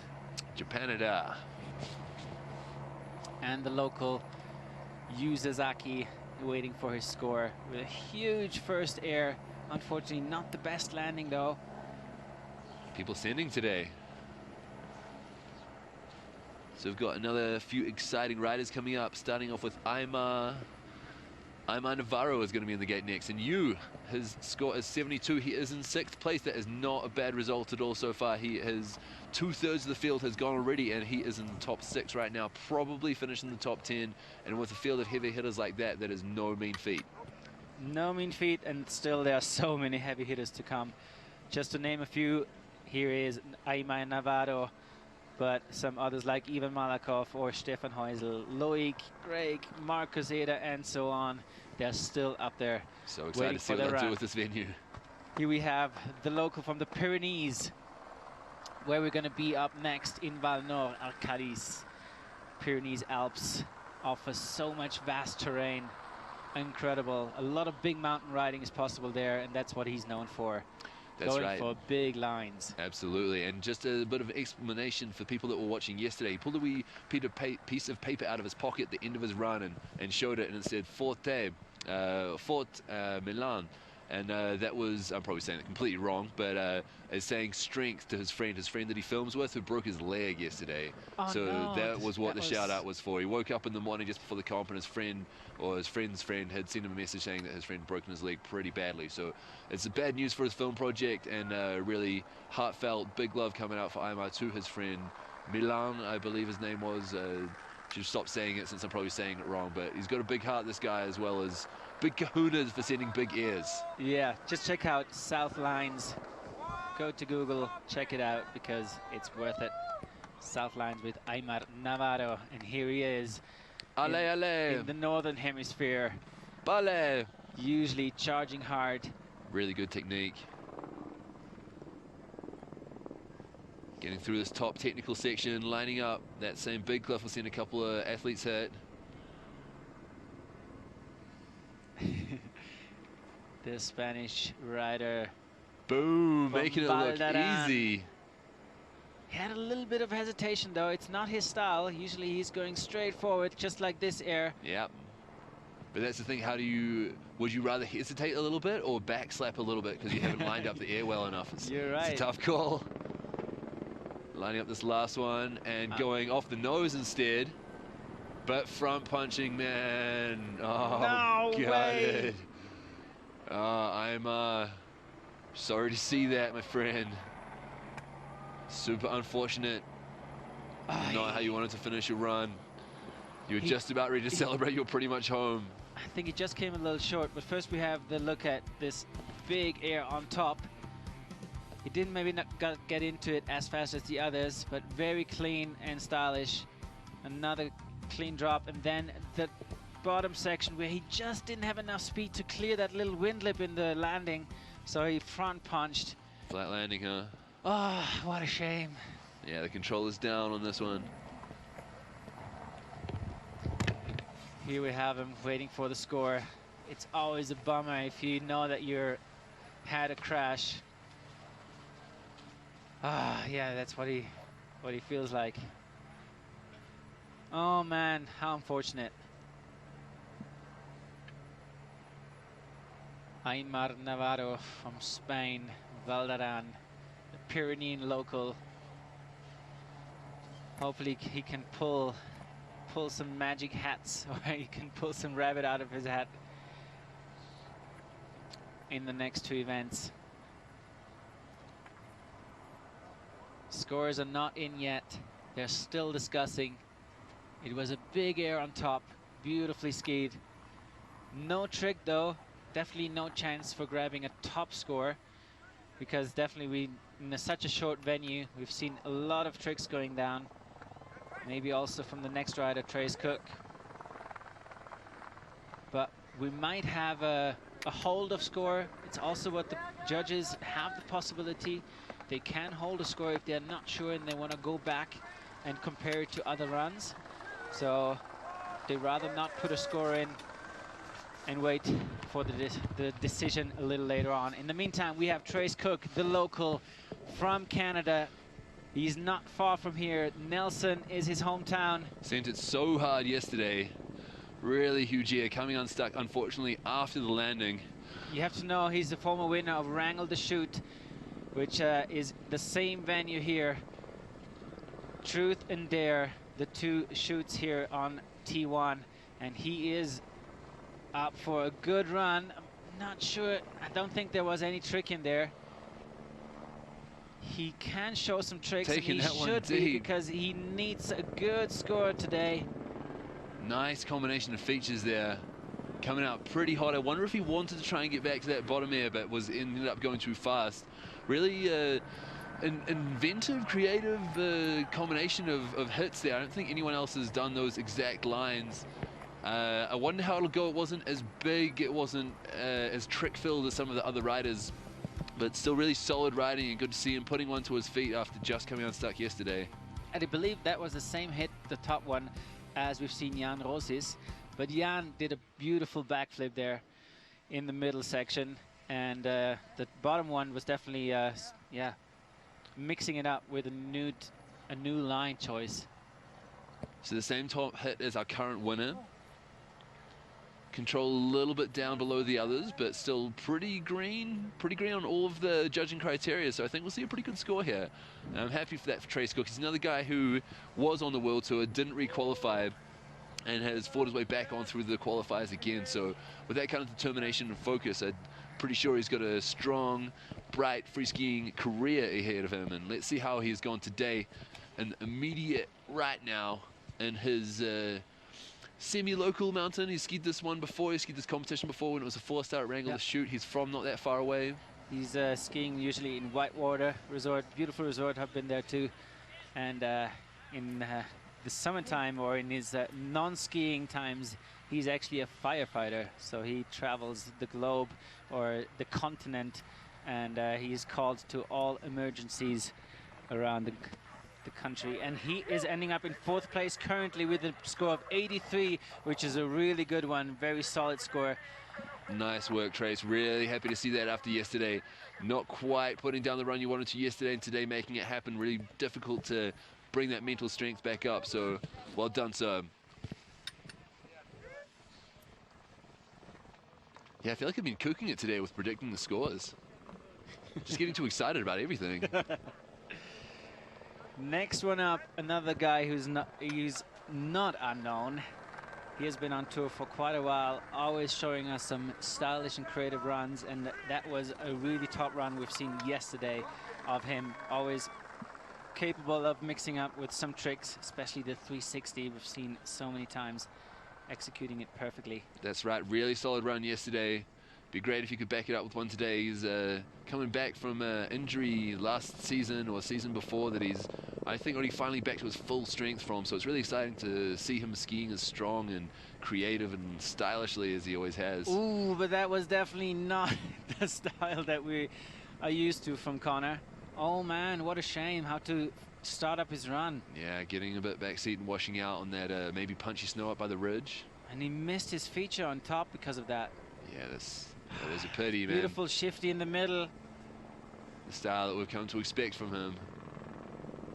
Coming over this last feature. If he can trick it, it'll be the first one. And it goes for the Cossack. And I'm really sorry to see Connor going down on this one. Glad he already got a good result in the bag yesterday, though. He'd probably be a little bit disappointed, but he's back with us. His knee seems to be better. He's made the move from Jackson to Telluride. He's touring around the best spots of North America. Here he is today showing us his style, stomping that, squatting out that landing, which looks like it's getting a little bit bombed out and flat. But although it won't be his favorite run, yesterday's run was probably something that will be satisfying, a lot much more satisfying for him. I'm still proud of him. Proud to have him here and representing for the crew. He's one of the Wolfpack. Partying on, Pardee on is one of his, in tribute to one of his fallen friends, Tony Pardee. I'm sure he's looking down at him from the heavens today with this bluebird sky, saying that he's happy that Connor's having a good time.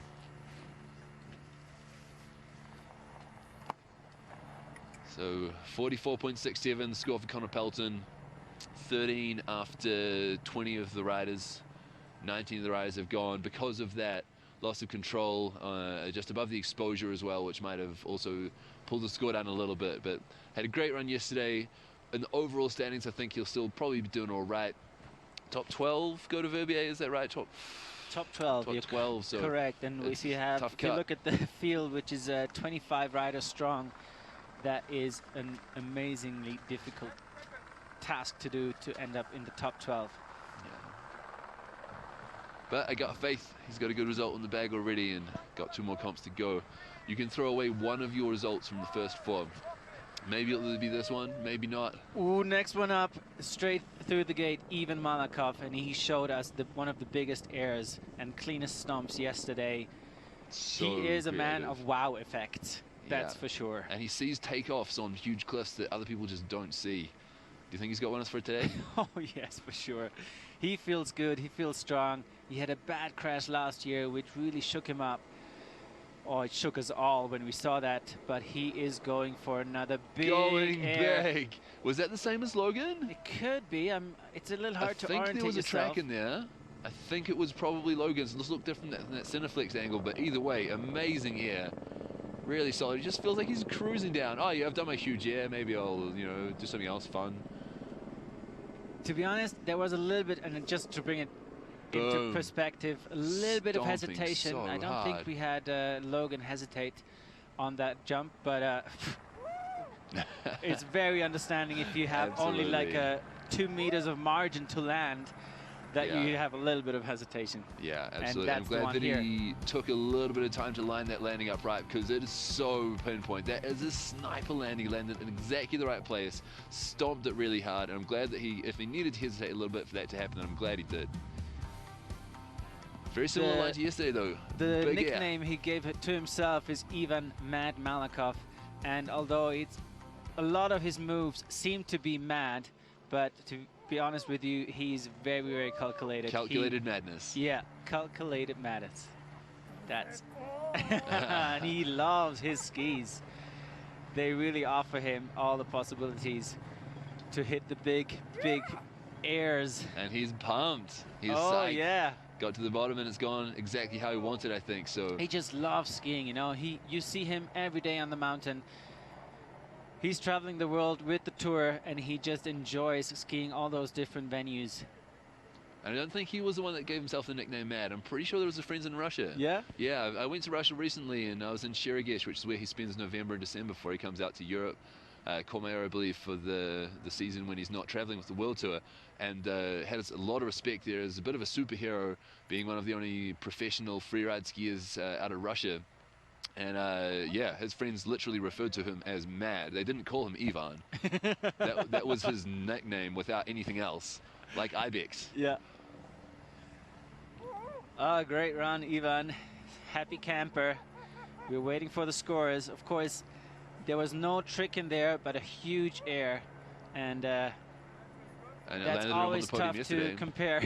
First place! Whoa! Wow, Ivan Malikov, 91.67. He is pumped. First place, maybe for the first time. I don't think he's been in first before ever. I'm not sure, but he's never finished in first, I do not believe. I don't think so. That is a first for him. He's in first place currently, and there are not as many people up there still to kick him off his podium. First score in the 90s today. Wow, Ivan Malikov going big on his first hit. Maybe that wasn't the same line as Logan. Maybe I got that wrong. I thought I saw a ski track in there, but really incredible air. Just as a heads up, we're watching this on the same footage that you guys can see.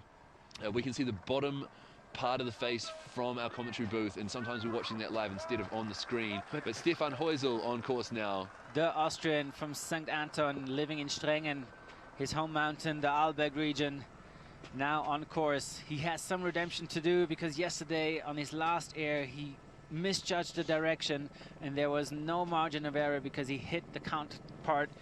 Luckily uninjured. He is up and riding again on the next day, which we are here. That's going right. big on that one. And stomping. No hesitation. Looks like that uphill landing he took yesterday hasn't had any effect on those strong legs. He trains harder than anyone I know. Also going for an obvious air, but... Oh, no. But going for a backflip. Yes. Stefan Heusel.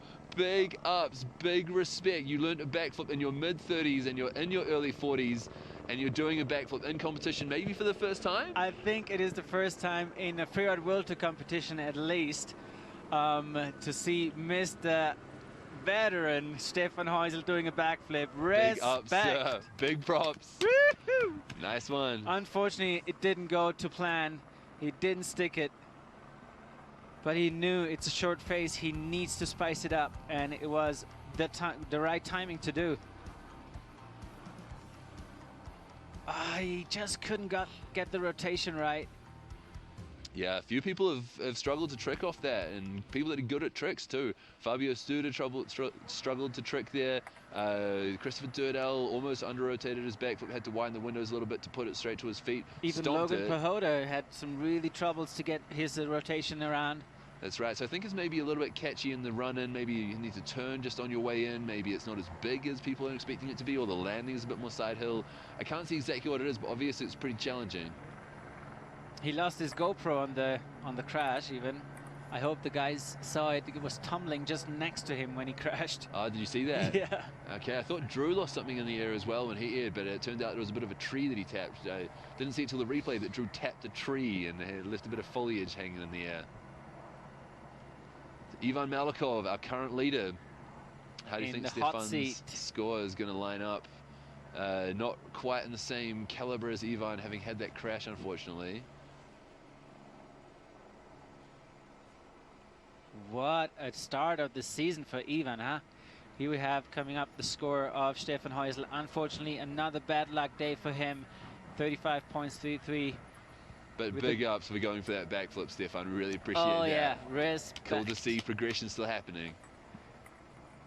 Coming back from an injury, his first major injury that he ever had, skiing in the big mountain on the elite level for so many years. So we have 3 people left to go. Loic Colombaton, former World Tour winner. Craig Murray, one of the freshest juniors. He qualified in his first year competing on the qualifying series. So it was in 19. Marcus Eder, heavy hitters. All 3 can still take the top spot, I can tell you that, because they have all what it takes. Big mountain skills and tricks in their bag. They have it all. And here comes the first. 2-time Freeride World Tour champion, Loic Colombaton. That's right. I am excited to see this. Took the title when he was a rookie, and he reclaimed it 2 years after. So can we push Ivan Malikov off the top spot? If he cannot, then Ivan will have 2 podiums in 2 days. I think Loic's going to have something to say about that. He was up there yesterday, had a great run, didn't quite manage to land on the podium, but I'm sure it's what he's aiming for with this run in Japanada. A little bit hesitant in this top section. Going but for a huge 360. 3 into the chute, stomping it like it's nothing. Wow, that was so smooth. And he can do several tricks in one run. Will we see another one? Going for a big air here. Going for the Lubke Leo line. And then coming across, the same hit that we've seen a lot of riders do, transferring and coming out hot. Wow, I would not want to be a judge today. How do you compare that? I would say he would have had another hit, would have needed another hit at the bottom. Yeah. That's what the judges don't want to see, to pass by some features, because we've seen a lot of traffic on the bottom left. But how about that top 3? Oh, yes. Perfectly, like the direction had to be spot on, otherwise you land straight into the trees. Yeah, and that's why I think maybe he had a little bit of hesitation coming into it, but worth it for a feature like that. It was super impressive to watch. Like, and you can see the control is maxed out here. And the middle air was pretty creative. You have seen hardly any tracks in there. It is the same spine that everyone else took to skiers right, but he took it straight on. That's right, and then he made a hard right turn to turn the next little ridge into a transfer air. Yeah. He had a trick in there in the gnarliest section of the mountain where, everyone actually got exposure. Yeah. Just went straight. And then maybe he was going too fast after that transfer to shut it down in a fluid way for that bottom hit. But like you say, the judges like to see as many hits as possible. And in a venue like this, it's a little bit shorter. It's important to make sure you get all those hits. So tough call. I've given up on speculating today. It was an amazing run. I think he'll do pretty well. I don't know exactly where it's going to be, but well done, Loic. Nice to have you back, buddy. 2 solid runs in 2 days. He's a happy camper. Ivan Can't Malikov believe it. in the hot seat. He is enjoying his time there. Dun, dun, dun.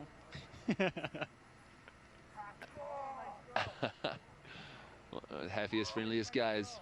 And Loic, how's he going to compare? 6th place, 81 points. Not a bad run at all. The level is again high today.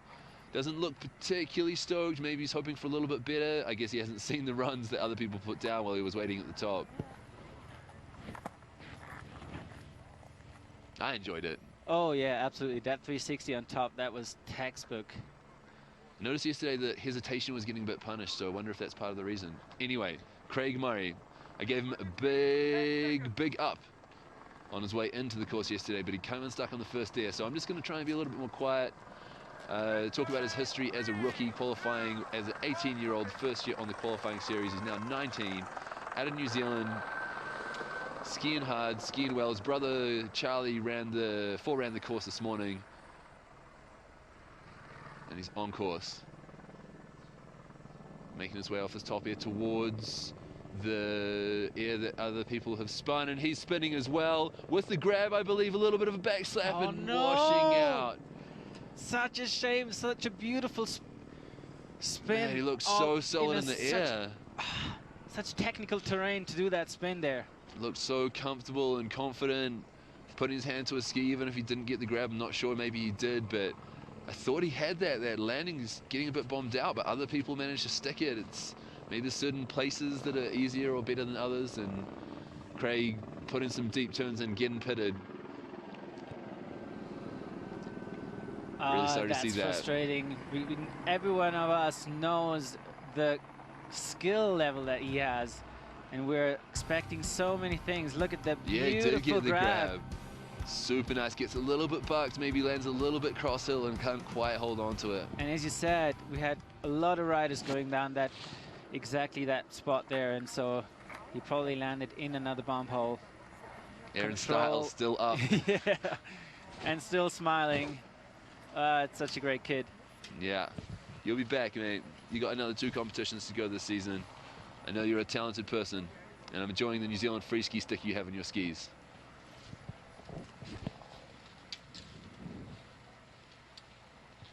Here we have the beautiful venue. Terminator 1, they call it. Here we see the Finnish corral just at the bottom of the venue. The 2 chutes called Truth and Dare. That's what is on offer for the riders to choose their line from. And we have one more rider up on start. And Ivan Malakov already, he is super happy, but he cannot be sure of his win because it's none other than Marcus Eder, the Italian stallion, in the start gate. Well, even though he's not certain of his win, he is certain of a top 2 finish, I believe. And that means that he has come 3rd and top 2 in 2 days, Ivan Malakov, and that is pretty amazing. That will almost certainly put him in the top spot, I think. Look at him for sure. Stoking out. Marcus Eder, I think, would have to win or come second to better Ivan's overall total. And who else do we have that there? Logan Pahoda. But I'm pretty sure it's not going through Marcus Eder's mind. He has his line dialed in, and I'm pretty sure we're going to see another freestyle run, because this guy, just check out some MSP films from the last 5 years. You will see amazing film parts of this guy with mixing up freestyle, park, and heavy big mountain lines.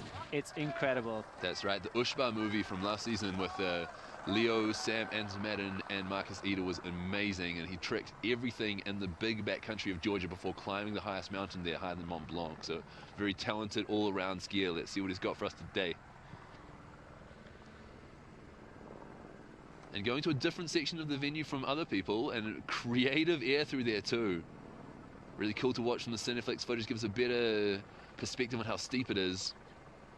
Lining up what might be a trick cliff for him, and it is a backy, putting it pretty much to his feet. A little bit of a back slap. I think that'll count as a control issue, unfortunately. Really liked his top here, though. The fact he got a trick in. Will he get another trick? First person to trick this hit. Floaty 3 and stomps it. Is that the first person we've seen put 2 tricks in today? I think so. Yeah, unfortunately, that backflip definitely had a hot tub landing, or a backseat landing, and we have seen the judges really putting low scores on those tricks with difficulties in landing. Such a cool creative side top air. Not as big as some of the other guys have got. I'm going to stop saying negative things. I'm going to stop comparing him the way that other people went big. He wanted to go for the grab, but here we see... Yeah, flattening it out a little bit. But what a styly 3. It is. Nice work, Marcus Eder. That was a pleasure to watch. But one thing is for sure, he's not going to end up in first place because of the difficulties that he had in the landing of the backflip. And that means we have a Russian winner, the first ever. He will be so pumped. Congratulations. But still, we're waiting for Marcus Ivan Ada's Malikov. score, and it's gonna be not a bad one because 2 tricks in there, creative top section. He should have gone some bigger feature probably to really pump up his score even further. Marcus, it was creative. I'm not sure how much the judges appreciated it though. Some more beauty shots from the Cineflex here in Japan. The Hakuba stop restaged in Kicking Horse Golden, BC. And we are actually right in the ski resort. You can ski those venues when you have a ticket here at the Kicking Horse Mountain Resort called Truth and Dare, just opposite the gondola. Everyone actually can see it from the gondola what the riders, how And they another beauty descend shot from the start gate. Wow, you can be there. You could be right here doing this in this light. It's so beautiful right now. We've already got 2 of the categories done as well. We were expecting a high cloud start coming in. I think I can see it kind of on the horizon a little, It's getting ways milky. away. Starting to get a little bit flat light, and I think this venue will get quite flat light quite quickly, unfortunately, because of it being north facing. The positive is that it will hold the snow better, but the landing's getting a little bit tracked out, so Marcus Ida, given the what's my score? I don't know, a tough job for the judges. He's got all 23 riders to be factored in against. When you've got that many riders and you need to put them in exactly the right place between 2 people that did slightly better and slightly worse, it's a tough job. Where's the score? He'd like to know. They have a hard time. It's 24 riders they have to judge, and especially today, we had a lot of riders with issues. This guy didn't have any issue at all. He had one of the biggest airs on top, nailing it. But Marcus, unfortunately, had a little issue in his backflip landing. But then he proved that he's one of the best to combine freestyle and big mountain with a last air, with a beautiful floaty Such 360. a nice 3, where other people have been getting a bit wild just from the run-in, and the takeoff seemed to be bucking people a little bit. Marcus just floated a 3 with a solo grab, made it look easy. So I think he'll do quite well, and that will mean that overall he will be pretty high in the standings with his 2nd yesterday, and his, I don't know, like I said, I should stop speculating at scores, but maybe top 10. I'm going to keep it nice and vague. So I think overall he'll still be doing pretty well. Really well set up to qualify for Verbier and for next year. He'll only need 1 good score out of the next 2 events. But you know that Marcus and many others, they are not only going for the qualification, they are actually going for the Freeride World Tour title. And he's definitely up there on the favorite list, at least on my one. Yeah, great start to the season for him. Both Ivan Malikov and Marcus Ida standing in the hot seat and the score gate, if that's a thing. You call it that? The score area. How's the serenity? Crumbs. Just completely discombobulated by the level of beauty here. Valley fog, snowy trees, beautiful snow, pretty cold temperatures, which is, you know, it's better if you're skiing. Sitting here in the commentary booth, our toes are getting a little, tootsies are getting a little bit cold. Yeah, they are discussing. Got some competitors coming past us now. You and Taisuke giving us the thumbs up. I am Navarro coming past. Griffin Moller giving a big smile, just as big as Marcus Ida's is on the screen right now. So good to have this kid on tour. Marcus Ida really brings a lot of innovative riding to the tour. That's right. Yeah, he's his tricks off cliffs are almost unparalleled for me. Watching the Ushba movie last year, and the fact that he can rodeo 7 off natural hits first attempt, it's mind-blowing stuff. 6th place, 81 points for Marcus Ida. He'll take that, and he gives the bubbity boobity. I'm happy with that. That's racist, Neil. Well done, Marcus Ida. So, a first for Ivan Malikov. So, today's ranking, he tops it off with another top score, coming in 3rd yesterday and first today. Ivan Malikov, what a 2-day window for him. His first win on the Freeride World Tour. 2nd, Jan Rosis, and in 3rd, did you see? I feel like changed. I should have. Are we going to get it again? So the first three. Berkeley Patterson not doing as well today. Fabio Studer not managing to get his 3 around. Drew Tabke, the transferinator, not quite finding his transition today, but really impressive show again from the ski guys. Ivo Malikov, like we're saying, Logan Bahoda, Marcus Eder, Christopher Turdell in 4th place with a long run like that. But this is the overall ranking. No, sorry. Now we're a little bit confused. But we're gonna get it. We're gonna get it in a minute. So this is the overall ranking. Connor Pelton in 10th. 2 solid runs. Sam Lee just missing out at the moment on the cut if they're only taking the top 12. So many talented riders that haven't quite made it up there yet. So George Rodney, unfortunately, down there is a former World Tour champion. Stefan Heusel, one of the people who have been on the World Tour for the longest. So yeah, pretty difficult to be in the top 12 with this level of people. That was the ski man. Very spectacular. We're gonna come to the next very nice category, ski women, and they have also the venue of the former contest Wrangle the Chute here, and these are the women to look out for. Yesterday's winner, Eva Valkner, back on the winning streak with a great run in perfect power conditions. And Ariadne Trinicomi, the very stylish, fluid Italian skier, she had a good run yesterday as well, also ending up on the podium in 3rd, I believe. Big air off the top there over the corners, airing over the literal bomb hole from the avalanche bomb. Here we go. They are up, ready for a start. It's getting a little bit milky, but still visibility is up and good to go. We have 8 women on start. Eva starting up.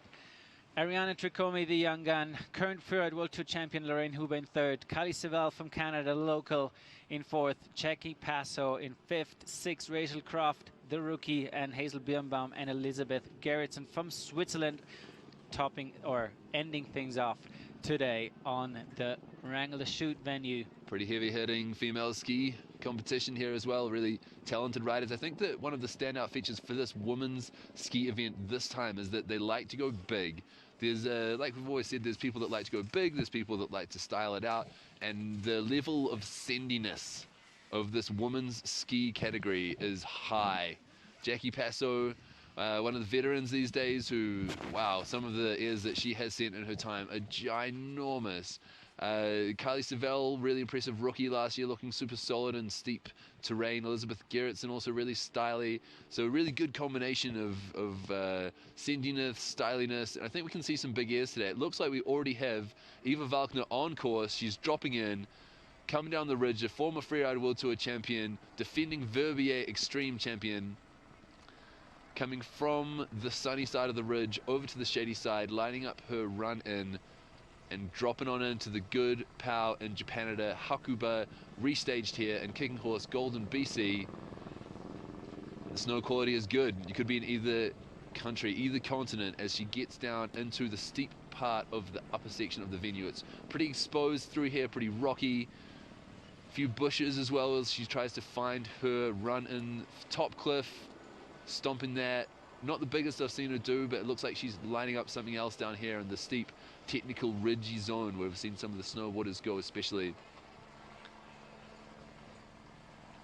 Staying on the ridge, getting some powder and skiing that spine, airing off it, stomping it out. Coming over to the transfer air that we saw Loic make good use of before trying to get up onto the stony ridge, making an air out of that. That was really creative. Haven't seen many people do that so far.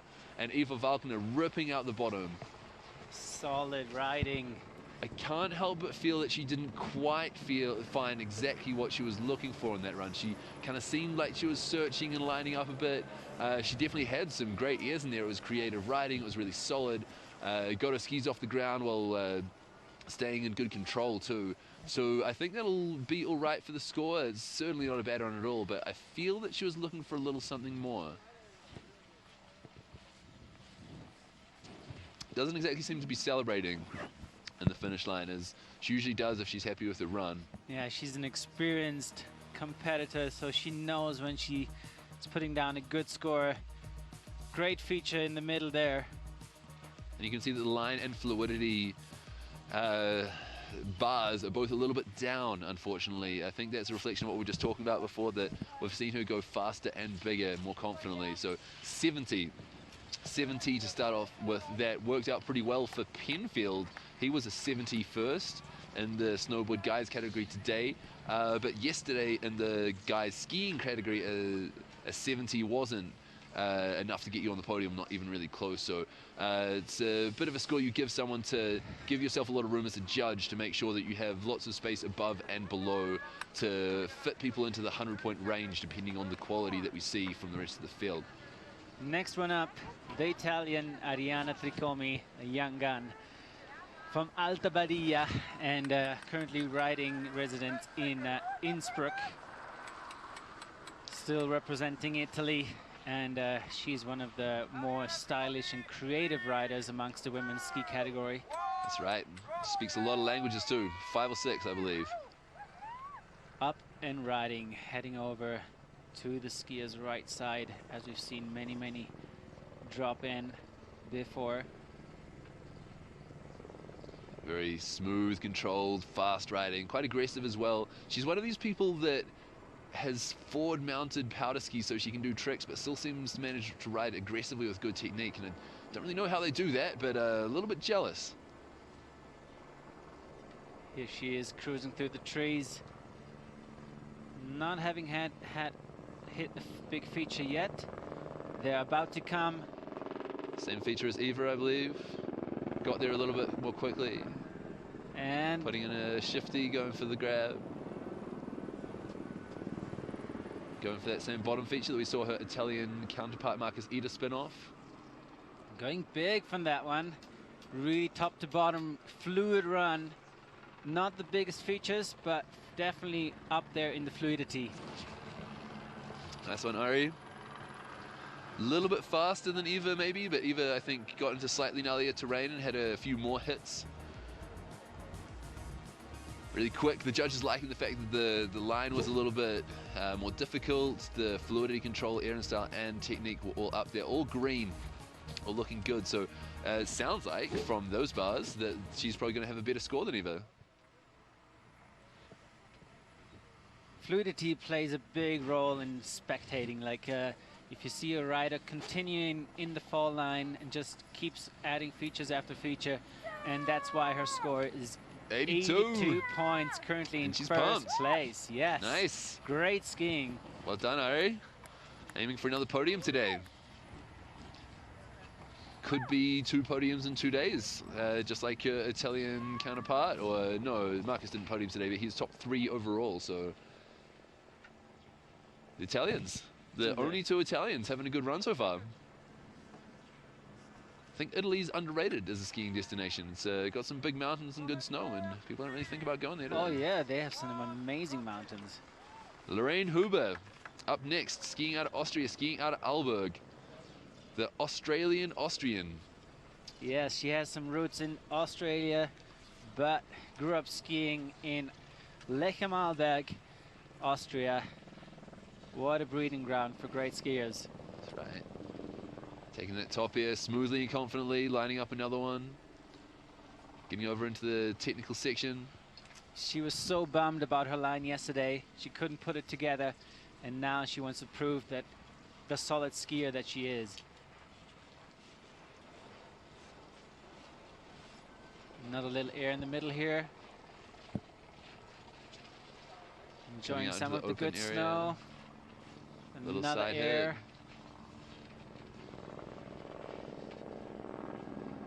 As you said, it was really tough for the riders.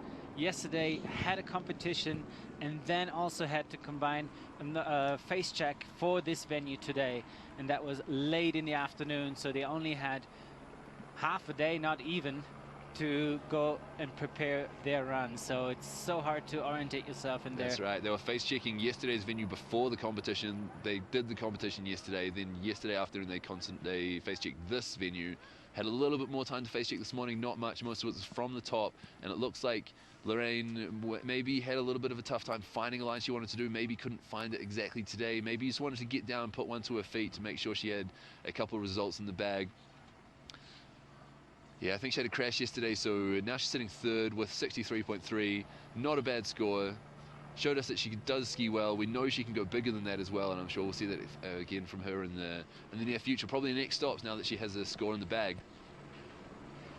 I guess 2 crashes is not what you want in the first 2 competitions. That means it's quite difficult to qualify for next year and for finals, because then you need 2 really good results in the last 2. So with the probably mid-pack result from that run today, and she can push it a little bit more in the next 2 comps, maybe she'll be feeling more better, more aggressive. I know she's a big concentrator on having the right mental game coming into a competition, and maybe if she's not feeling that, she just wants to put one to her feet and build up the confidence by making sure she has one in the bag, making sure she can qualify for the finals by just putting down another couple of runs that she knows she can do, get back in the right headspace and send it next time.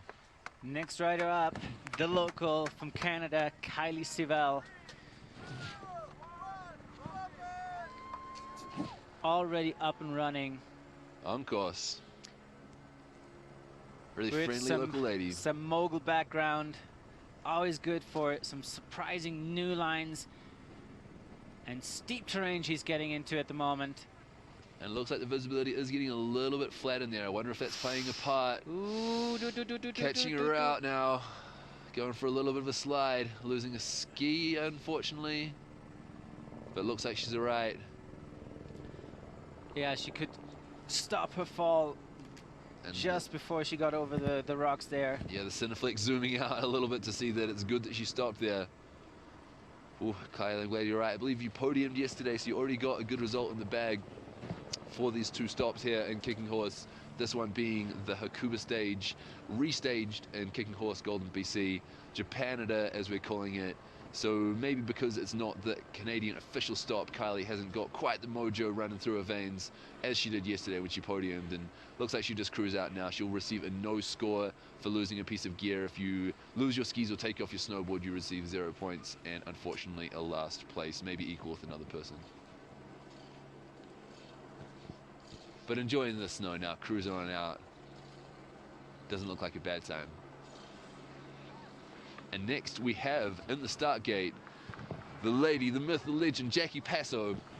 Someone that I looked up to, actually, as a competitor and a film skier for quite a while. I think her air in the Red Bull Cold Rush a few years ago, when she said, "Sean Pettit, if you can spin a 3 off it, I can hit it." It was ginormous. She is one of the most sendy girls I've ever seen. Got a good attitude towards skiing. She's been doing the competition for a season or 2 now, and she knows how it works. I'm excited to see what she has today. And guess how she appeared on tour the first time? Back in Squaw Valley, I think it was 2010, not sure, but that's when she aired one of the biggest cliffs ever done by a woman. In a competition. A slight backslap, though. Well, she backslapped a backslap, if you will, but yeah. I mean, but anyone would on a cliff that size. How can you go off that size of a cliff? I think she hit the same cliff as the Swedish legend Henrik Vinstead and went bigger. So, wowee. Looks like she's lining up one of the bigger top hits today as well that we've seen some people spin into and some snowboarders air stylishly. Takeoff seemed a little bit harder to find than expected. Some people found it easily, but I think a lot of those people are people that had skied this venue before. So making her way in there now, little stop to make sure she got the right takeoff angle before she comes in there, shutting it down, getting back into the trees. That'll give better visibility since the light's a bit flat now. Finding that takeoff, putting it straight to her feet and cruising through the slightly cut up snow now. Not as nice powder as the first few riders. And looking to find, I would guess, that bottom lookers left feature that we've seen a lot of traffic through. Yeah, she knows that it's good to have tricks and features all the way down to the bottom. It's a short venue, so you have to make the most of it. And here she is.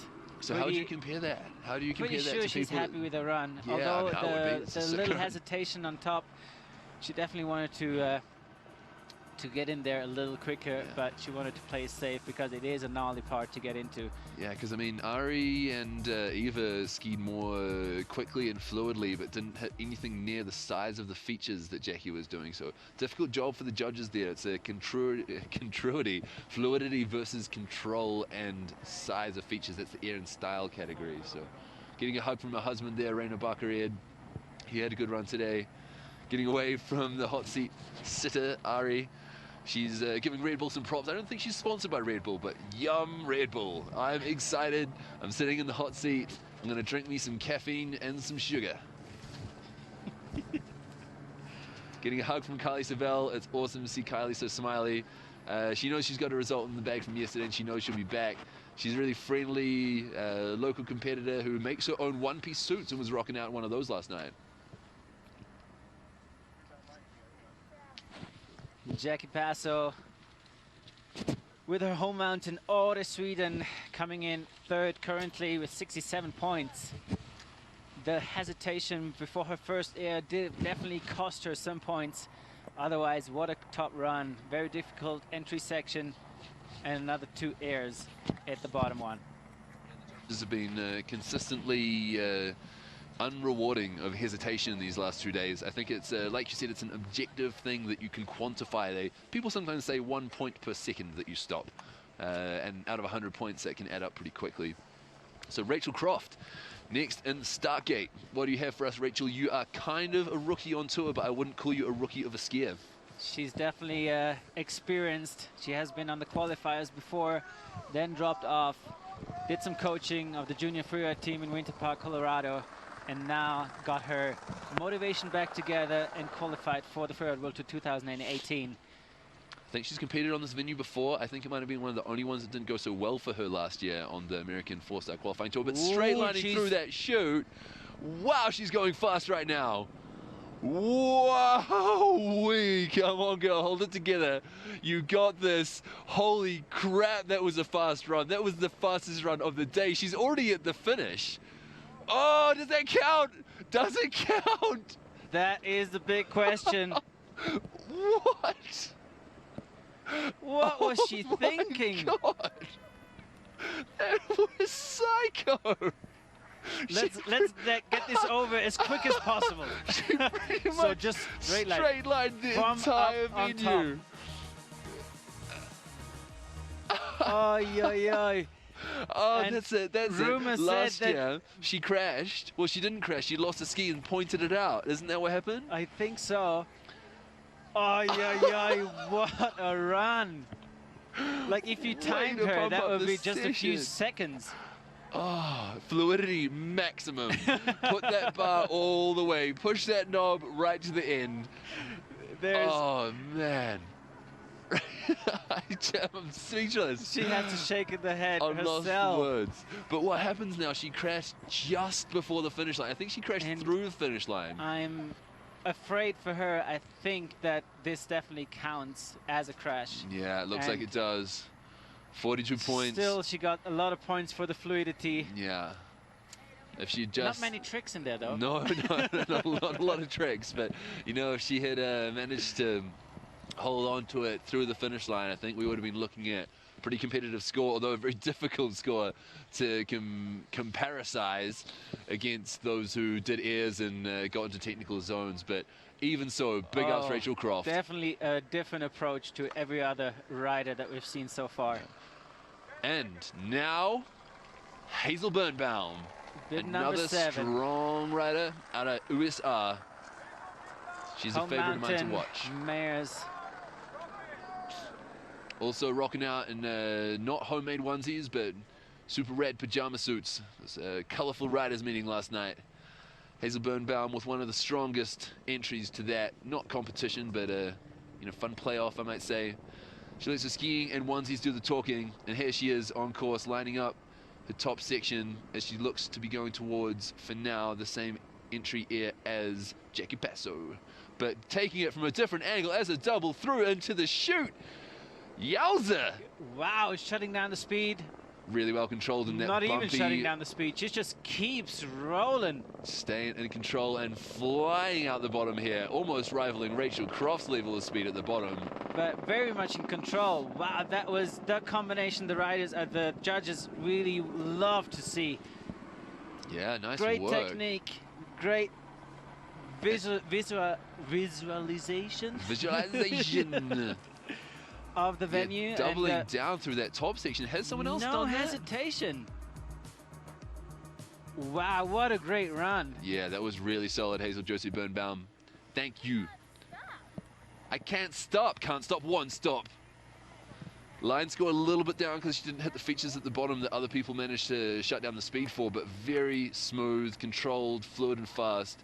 I'm a big fan in that run. I am a little bit reminded of her double in Verbier. I think it's going to be a great score. Here we have her, 75 points, currently in second place. Nice work. That means she is on the podium for sure, because there's only one rider up on the start that can challenge her. And the top spot at the moment, Ariana Tricomi, who just give Mrs. Hazel Birnbaum a hug. That's right. They're very close-knit community competitors. E. Gerritsen, E. Gizzle. A very smooth rider coming from the qualifiers again. Unfortunately, she dropped out of the tour last year in her rookie season, but what an effort. She re-qualified in the same season. That's and right. Here she is again. Well, winning the 4-star in Hakuba last season was a good start for that. She didn't have a lot of luck on the World Tour, but she's obviously a very talented skier, and asked me to give a shout out to her mum, Christine, and said that Christine doesn't appear to be that worried when she's competing, which I think she is probably wrong about. But she's not wrong about skiing with a stylish manner. Erin into the top of this face, I think, in a different place to other people get after it. That's a big send. Stomping it. Stompy legs, racy legs. Yes, what a great start of that venue. The best start for me so far. No one else has seen that. Don't think anyone's done that in any of the categories. Now let's connect another few dots, and that's going to be a great score.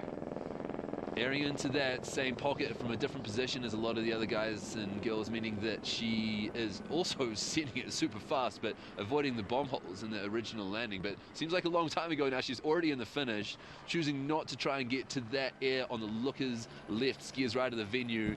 Looks like she has fallen over in the finish gate. I'm pretty sure that does not count because it was after she had passed through the black arch. Looks like she's disappointed. Might be a reflection of not finding her other feature, but I think it's going to be a pretty good score overall. Oh yeah, that top, look at that top air. Very difficult terrain, and she managed to shut down speed amongst the trees. Very tight section there. She's smiling.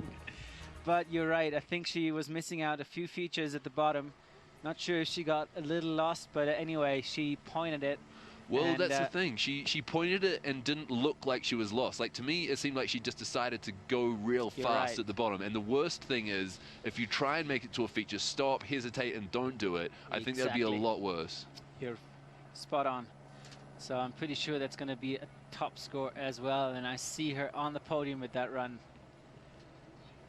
How top is the question? Top notch. I'll give her that for sure. I'm sure Christine will be proud.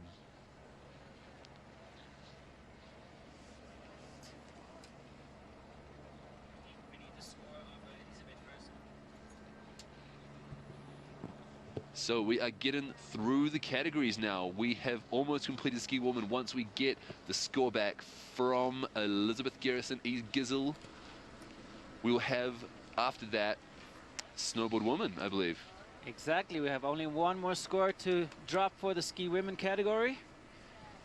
We'll see the overall results and also the combined scores from yesterday and today in terms of points. That's 2 stops out of 4 now. 2 stops out of 4 before the finals, I should say, because they'll take the top 3 scores from each rider of those first 4 competitions to see who qualifies for next year and for Verbier. So nervous moments for a few people here. The level has been super high the last couple of days, meaning you had to put down a couple of good runs to be in the top half to 2/3 of your category and stay in contention for the dream final, the grand finale in Verbier, Switzerland, Confederation Halleviet. And that's where this girl is from, Elizabeth Gerritsen, half Swiss, half Dutch, I believe. Coming in 4th, 67.33. Coming in fourth, you're right. So that means we have a podium, which consists on the top of it. She sat there all day, it seems like, on the hot seat. Ariana Tricomi with 82 points. Second place, Hazel Birnbaum, and finishing off Eva Wagner with a great start of the season, third. Elizabeth Gerritsen, Jackie Passo, Lorraine Huber, Rachel Croft, and Kylie Savell. Finishing up today's competition, and here we have the overall ranking after 2 events here in Kicking Horse Mountain Resort. Ari on top with Eva, the 2 people that were battling it out at the end of the last season before Lorraine Huber, who was not at the top, took over to win. Hazel and Jackie, Elizabeth, Kylie and Rachel, a lot of Americans and a couple of Europeans in the middle of there. But yeah, big day for the Austrians and the Italians up at the top of the rankings now. And if you want to see all the rankings and points, go to www.freerideworldtour.com for all the details and, of course, all the recaps and all the runs, helmet cams, and so on. Yeah. Here we have the next and final category of the day, the ladies snowboarding women. That's right, they put on quite the show for us yesterday. Today they don't have quite as favorable conditions. I guess I would say the light is getting a little bit flat, but Manu Mindel, god damn, she sent it yesterday. Oh yes, the snow was perfect. Stomps. With another rookie, Anna Orlova, in second spot. And that's definitely the 2 that we have to look out for. After battling it out on the qualifiers for the last couple of years, the 2 pseudo-rookies, or now Freeride World Tour future vets, I'm going to say, have placed himself first and second in the current overall rankings because, of course, we've only had 1 event, but we're about to have 2. Hakuba restaged here in Kicking Horse, Golden BC, and Japanada. And this is the start list. Erika Vikander, Shannon Yates, Wakana Hama, Mario Herty, Manuela Mandel, Audrey Hebert, and last but not least, from Russia, Anna Orlova. Will she also be as successful as her counterpart in the men's ski category? Could be a big day for Russia. Yeah, exactly. Even Malakov took the win there. Big names here. And Marcus Eder and Stefan Heusel taking Instagram stories of us as we commentate in the booth. Erika Vikander, Eva Wagner, the notes sound that similar, but I'm saying it wrong. Erika had biting trouble yesterday. She broke her toe strap and rode without one. So today, I think she's going to be a little bit more on her game. Most definitely. She had some troubles on her way down yesterday, so she wants to make up for it. I think her heel strap wasn't really working properly either yesterday, and her toe strap was completely not there. So hopefully mental game will be a little bit stronger today, riding with both her feet better attached to the plank. The ski board, if you will. The girl from Mount Hood Meadows, US of A, lives in Portland. And riding through that central couloir that Rachel Croft just showed us how it's done. Erika is a really talented snowboarder, and seeing the speed that Rachel went through this area in comparison is really blowing my mind. I mean, this girl knows how to shred, getting off the ground there, dragging a hand just for fun, putting a power slash or 3 in, making her way down to the transfer feature on the right there, the one that Loic aired off before, I believe. Some graceful riding. She has been a ballerina in the past. That's right, former ballerina. Ballerina in Japan and Nanada. Getting smoothly greasing that bottom hit as well. I've seen a few people come unstuck in that run and that takeoff and that landing. So cool to see Erika just greasing it, staying solid, smoothing the air. Some fresh turns out the bottom as well. It looks like good snow to be riding around in. Yes, it's all about finding the good snow. Of course, if you have already had 3 categories, ski women, ski men, and snowboard men already down that venue. So first rider down, Erika Vikander with a score of 62. Obviously, currently leader. That's right. I think that after a disappointing run yesterday, she just wanted to put one down, make sure she had one in her feet and on the bag. That's exactly what I mean. So Shannon Yates came and hit you up this morning, didn't she, McFly? Yeah, she was laughing about my comment yesterday when I said she's on tour for, and I didn't know how many years it actually was, so I said forever. And because she was so successful over the last years that I just thought she was on tour since it actually existed, but it was 2012. Nice She save. corrected me then, saying 2012 was her first year on tour. The intensive care unit nurse out of Utah, Salt Lake City, likes riding POW. Got some for her today in Japanada and POW land, rehosted, restaged here in Kicking Horse. Little Polish donut into the venue, doesn't hold her back. I love the expression, Polish donut. Snowboarders are allowed to do it too. Getting into the technical section here, she's a steeps rider. That's definitely her style, getting to the more gnarly terrain. She can go fast and go pretty big as well, but her preferred style is definitely to bump up the line score by getting into the Gnar, if you will. And I think she's done pretty well in the steeper venues before, like Bector Ross, airing in there. Ooh, taking a little back slap, unfortunately, a little butt check. Yeah, she couldn't control her speed in time to get around the trees, so she had to shut down completely. Yeah, I think this flat lap is playing a part too. Including her bum to do the job of shutting down the speed. Yeah, I like your style of riding, but I think that if you get into those technical zones, you have to keep your control really high, because you'll probably lose a little bit of fluidity, a little bit of speed, which means that to get the line score and the control up will compensate for that if you want to take that style of riding. So just cruising out the bottom at the moment. She hasn't really taken any sizable airs to speak of, which means that I think that control issue after her high line choice run will probably mean that overall she doesn't do that well. But look at her, she's standing on a cliff face. She is in the middle of a cliff face here and airing out of it. Stomps the landing, but like you said, a few features to deal with on the run out that couldn't quite shut it down for him. If she would have put that together, that would have been definitely a highlight of the day in the women's snowboard category. What a line choice. Can only do that with the amount of experience this lady has. That's right, and Shannon has flirted with the title before, I believe. She's been up there near winning the World Tour, but hasn't. She has won the World Tour? She is a Freeride World Tour champ. My bad, I apologize. And she has a few top-notch results from the Verbier Extreme to other wins on tour. Yeah, I knew she'd done well in Verbier. And from this lady, a very experienced rider, we come to a rookie. She still already has a lot of experience in snowboarding, but not in freeride competitions. Bordercross rider, I believe. Hama Wakana has been riding bordercross for some years and now got the taste of it to ride some fresh POW. And what a first event we've seen from her yesterday. 180 to switch riding to another 180, rider. Both on features as well, not just in the middle of a flat landing. So you don't expect that from a bordercross rider and to now mix it up with freestyle tricks. Getting to the steep technical section.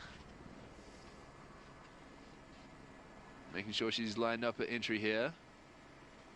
Taking that air, stomping it well. And it's a very technical section there. Above some exposure. Shutting down some speed. That's right. So showing that she can ride steep technical stuff as well as her flowy freestyle that we saw yesterday. Wakana, Hama. Slashing it out, enjoying that POW. Lining up another feature down the bottom here. What she got for us? I think this visibility is starting to play a part in the snow being difficult to see. It's nice to get back into these features where you're surrounded by trees and bushes and a little bit of rocks to make sure you got your perspective on where you're going. It's got 2 takeoff options available here. This is the one that the guys were trekking before and getting a bit blown out on the landing. I think she just came across some traverse tracks there and managed to stay on her feet. So using, getting the control higher, but I think her fluidity might be a bit down. But what a feature that she found in there. Ooh, keeping it together. She has the technique from the bordercross experiences, and she brings it down to the finish line. Looks like the snow might be getting a little bit tricky as well. And same as Elizabeth Gerritsen, she has taken a rest in the finish corral down there. Fluidity and control a little bit down, but line score high, similar to what Eva Valkner was rewarded for, I believe. Staying on the ridge in the steeper technical section and showing she can control it and stay on her feet. Very true so, and even at the very bottom she found another feature which we haven't seen anyone hit so far. And if you look up, it's actually a really steep nose that she hit, but she managed to do well on it. So yeah, the takeoff on that one's pretty poppy, huh? She's gonna get rewarded. As we can see, clouds are rolling in. We have only a few riders still to come. 1, 2, 3, 4 riders are still up in the start gate. Let's hope that they still have enough visibility to compete. I kind of wish that Wakana was from Wanaka. Yeah, that would be cool. And she is the leader so far, 66.33, the score to beat for the ladies to come. Riding that technical line, and she's got her mouth open. She can't believe it. Yeah, Elizabeth Gerritsen having to, yes, you are first. And you have to sit here. That's the hot seat. You are the leader. Nice. That's a nice thing to have to get told. So, Marianne, our team, defending Freeride World Tour champion. I wonder if she is hoping to be sitting in the hot seat. Well, I don't wonder. I'm sure she is planning to be in the hot seat after this run, but what she got, what is she planning to do to get there? I'm excited to see what she is planning today, because she's a very strong, talented rider that doesn't mind the steeps at all, and also, like Wakana, has some freestyle to back it up. So, interesting to see where she's going to go. It's the same technical section as Wakana so far. But cannot manage to shut down the speed in time. Just rolled down another little cliff band, and luckily she stopped herself before there was another feature in her way. But section. Unfortunately, that will bring down her score a lot. That's she right. Definitely has to show. It's given me even more respect for Wakana's line and control in there, because it didn't look easy, and Marianne is not one to go down easily, so You're must right. be pretty tough snow in there. Flat light as well, I think, but getting a grab off that next air. Coming over into the steeper power section, I think Gigi Roof got into first. Seems like a long time ago now, and the same poppy hit that Wakana came off. Unfortunately, again, couldn't keep herself together just like Wakana did before. But mixing it up with a 360 at the bottom. Nice, oh, Marianne. What a shame, because she already had 2 crashes. Way to finish it off, though. Oh, definitely. She made up a little bit for it. Yeah. But imagine if she would have had a good top section, that would have been the run of the day, I'm sure. Absolutely. Yeah, no doubt. Really nice 3, too. Yeah. So this is the same top here as Wakana, and you can see that it's so impressive that Wakana stuck this together, because it is flat light now. The clouds are starting to roll in. It's not too flat to compete. I think the visibility is not that bad when you're in the face, but it doesn't help when you're trying to line up your features. And same poppy air as Wakana as well, and that was exactly what you said, that the takeoff is really just a bit of a wall. How beautiful would that 360 already run out section? A lot of tracks have been in there already. Yeah, you can see she's obviously disappointed. I think podium yesterday, even though she came 3rd, she wasn't super happy with the run, and she's sitting in 3rd as well at the moment today, but also with the run I don't think she's particularly happy with. She's bumped her score up over 50 with that 3 at the bottom, so the judges must have really liked that, because the 2 crashes at the top and in the middle would have brought her score down a lot. So putting in a smooth, styly 3 has got her back in contention for a reasonable result today. 3 riders to go. The girl in the golden bib from Austria, originally from Vienna and now lives in Innsbruck, enjoys the Tyrolean Alps to train and ride. Manuela Mandel, the winner of yesterday's competition, on her way down. Riding on Furberg snowboards, a Swedish brand out of Innsbruck. She has made her home in Innsbruck out of Vienna. It's quite fitting for her, I think, a real free ride centricness. It is probably the freeride and freestyle capital of Europe. Oh no, going down, front punching and coming straight back to her feet. That's the mark of a strong rider, but not going to be good for the score. I think that snow might be getting a little bit punchy now, maybe with a few people having ridden it, like you were saying yesterday, that cold temperature, slightly dense compactness is a little bit difficult to push through once you've had a couple of tracks, and it's really nice to be first, and tough for these ladies to be riding last after a couple of bomb holes and tracks and there's landings. Yeah, and there are not too many options to go to find some fresh power, especially if you want to hit some features. Yeah, a lot of the features have been pioneered already. Manu come down towards the bottom cliff that we just saw a 3 spun off, but in that compression that we also saw Clement Bocati get hung up on, she has not managed to get through towards the cliff, taking enough speed to try and make sure she gets enough airtime, but that catching her out with that sneaky compression we talked about before. And I wonder how much of her power went into that first yesterday. She rode super hard, super aggressively, and super well. And she's the kind of person that trains towards a pinnacle, towards a climax of one run that, boom, she's going to put down. She's going to put everything into it. And that must be even more difficult if you're a person like that to put something together comparable the next day. And she's not happy, as you can see. Definitely not happy. She went into the Nar on top. Unlucky with the front punch. You can see the control all the way down, but also because of another bad move at the very bottom. Here we see her at the top spot of the venue on her first feature, and then she front punched hard.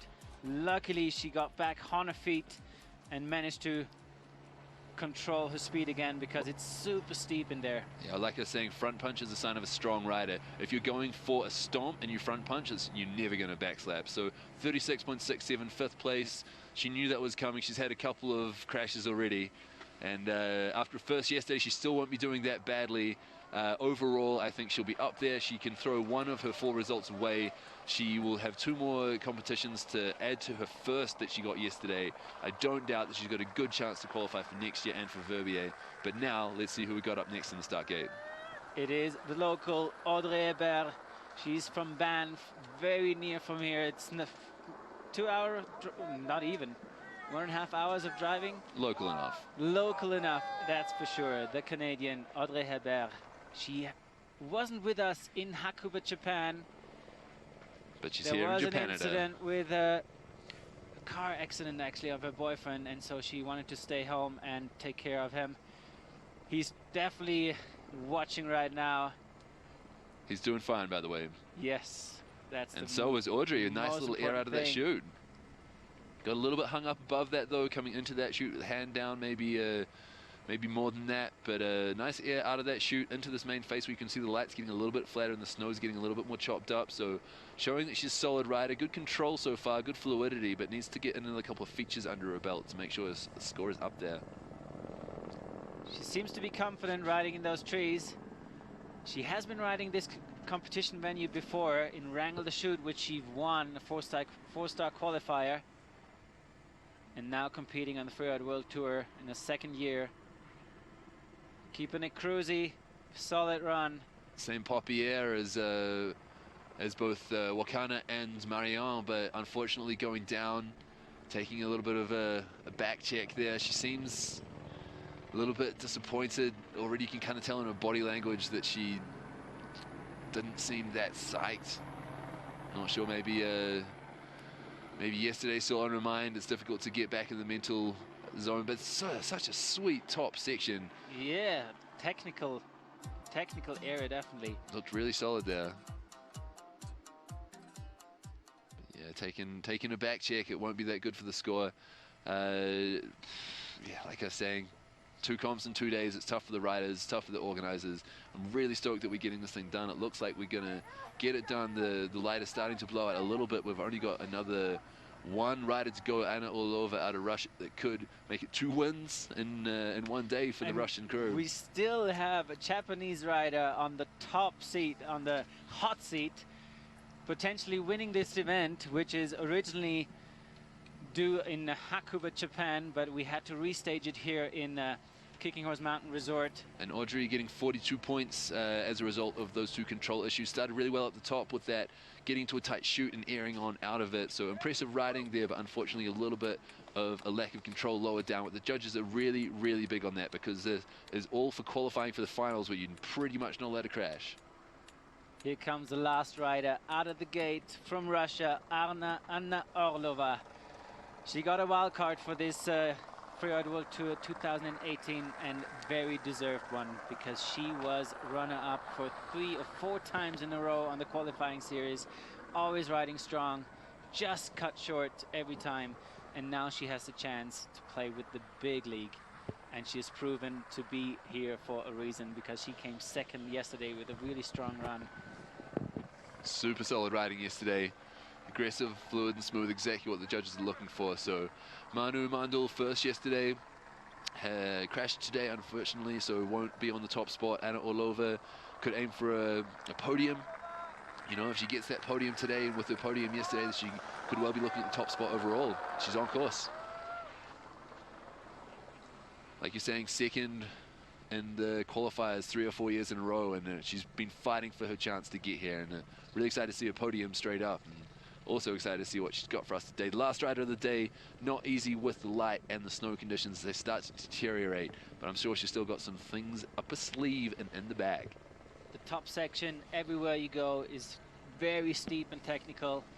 She's heading down a little further down the ridge, getting into a new zone, probably looking for some fresh snow, which is wise because it has been ridden from all the categories already, so a lot of parts are not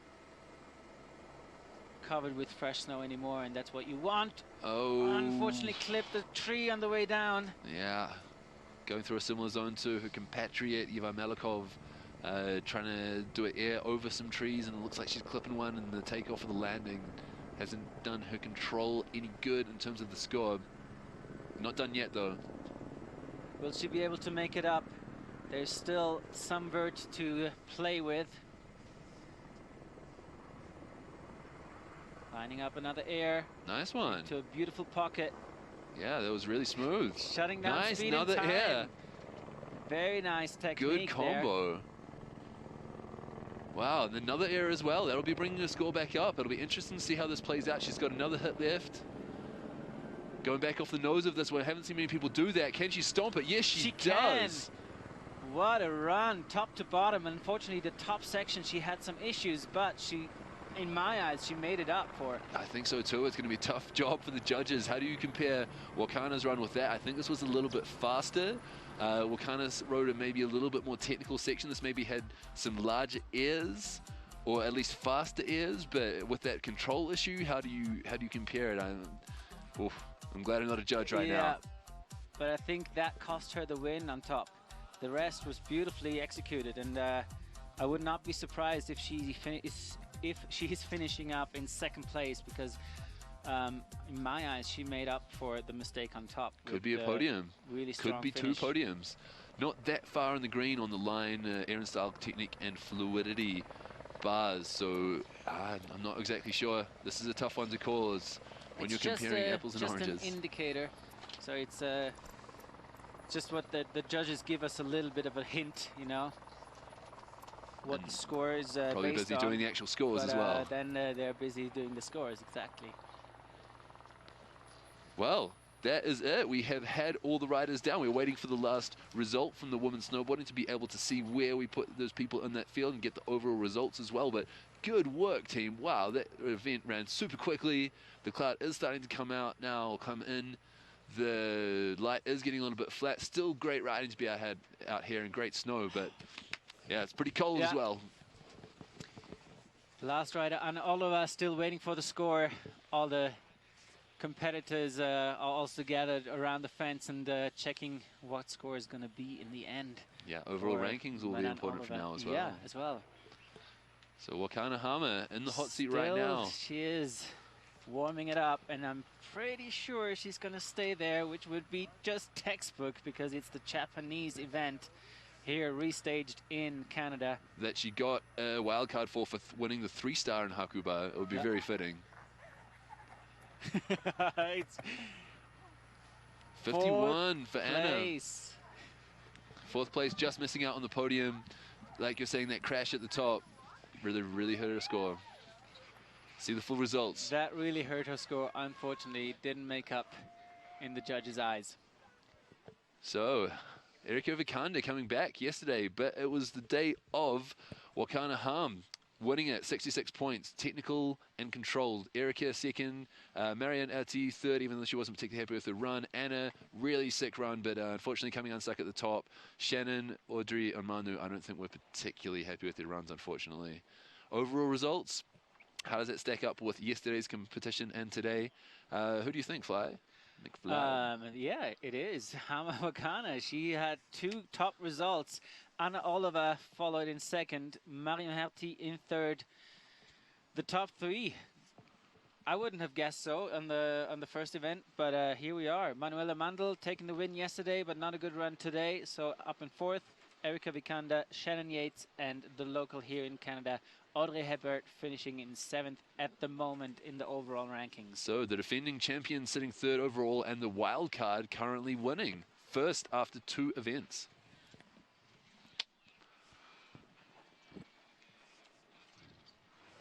So that pretty much wraps things up for the 2 events that we've just had here in Kicking Horse. Back to back.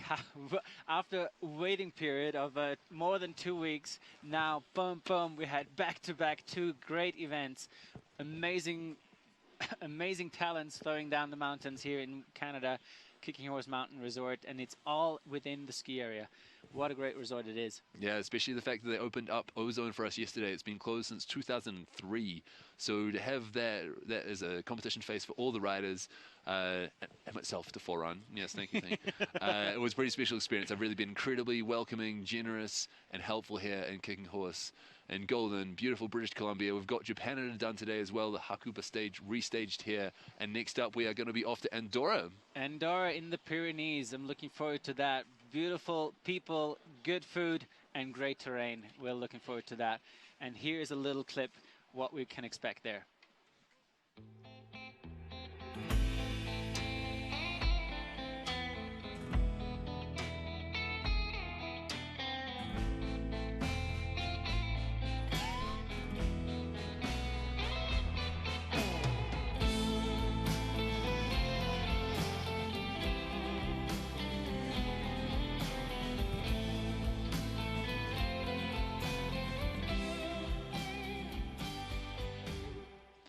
Wow, incredible riding in Valnord last year. I'm sure there will be incredible riding in Valnord this year. There's been incredible riding here in Kicking Horse, Golden, BC. Thank you so much for hosting us here. Thank you for watching. Looking forward to seeing you in March in Andorra. Save the date. From me and this guy, Neil Willerman and Martin McFly-Winkler, signing out. Thanks for being with us today. Looking forward to you again soon. Bye-bye. Ciao.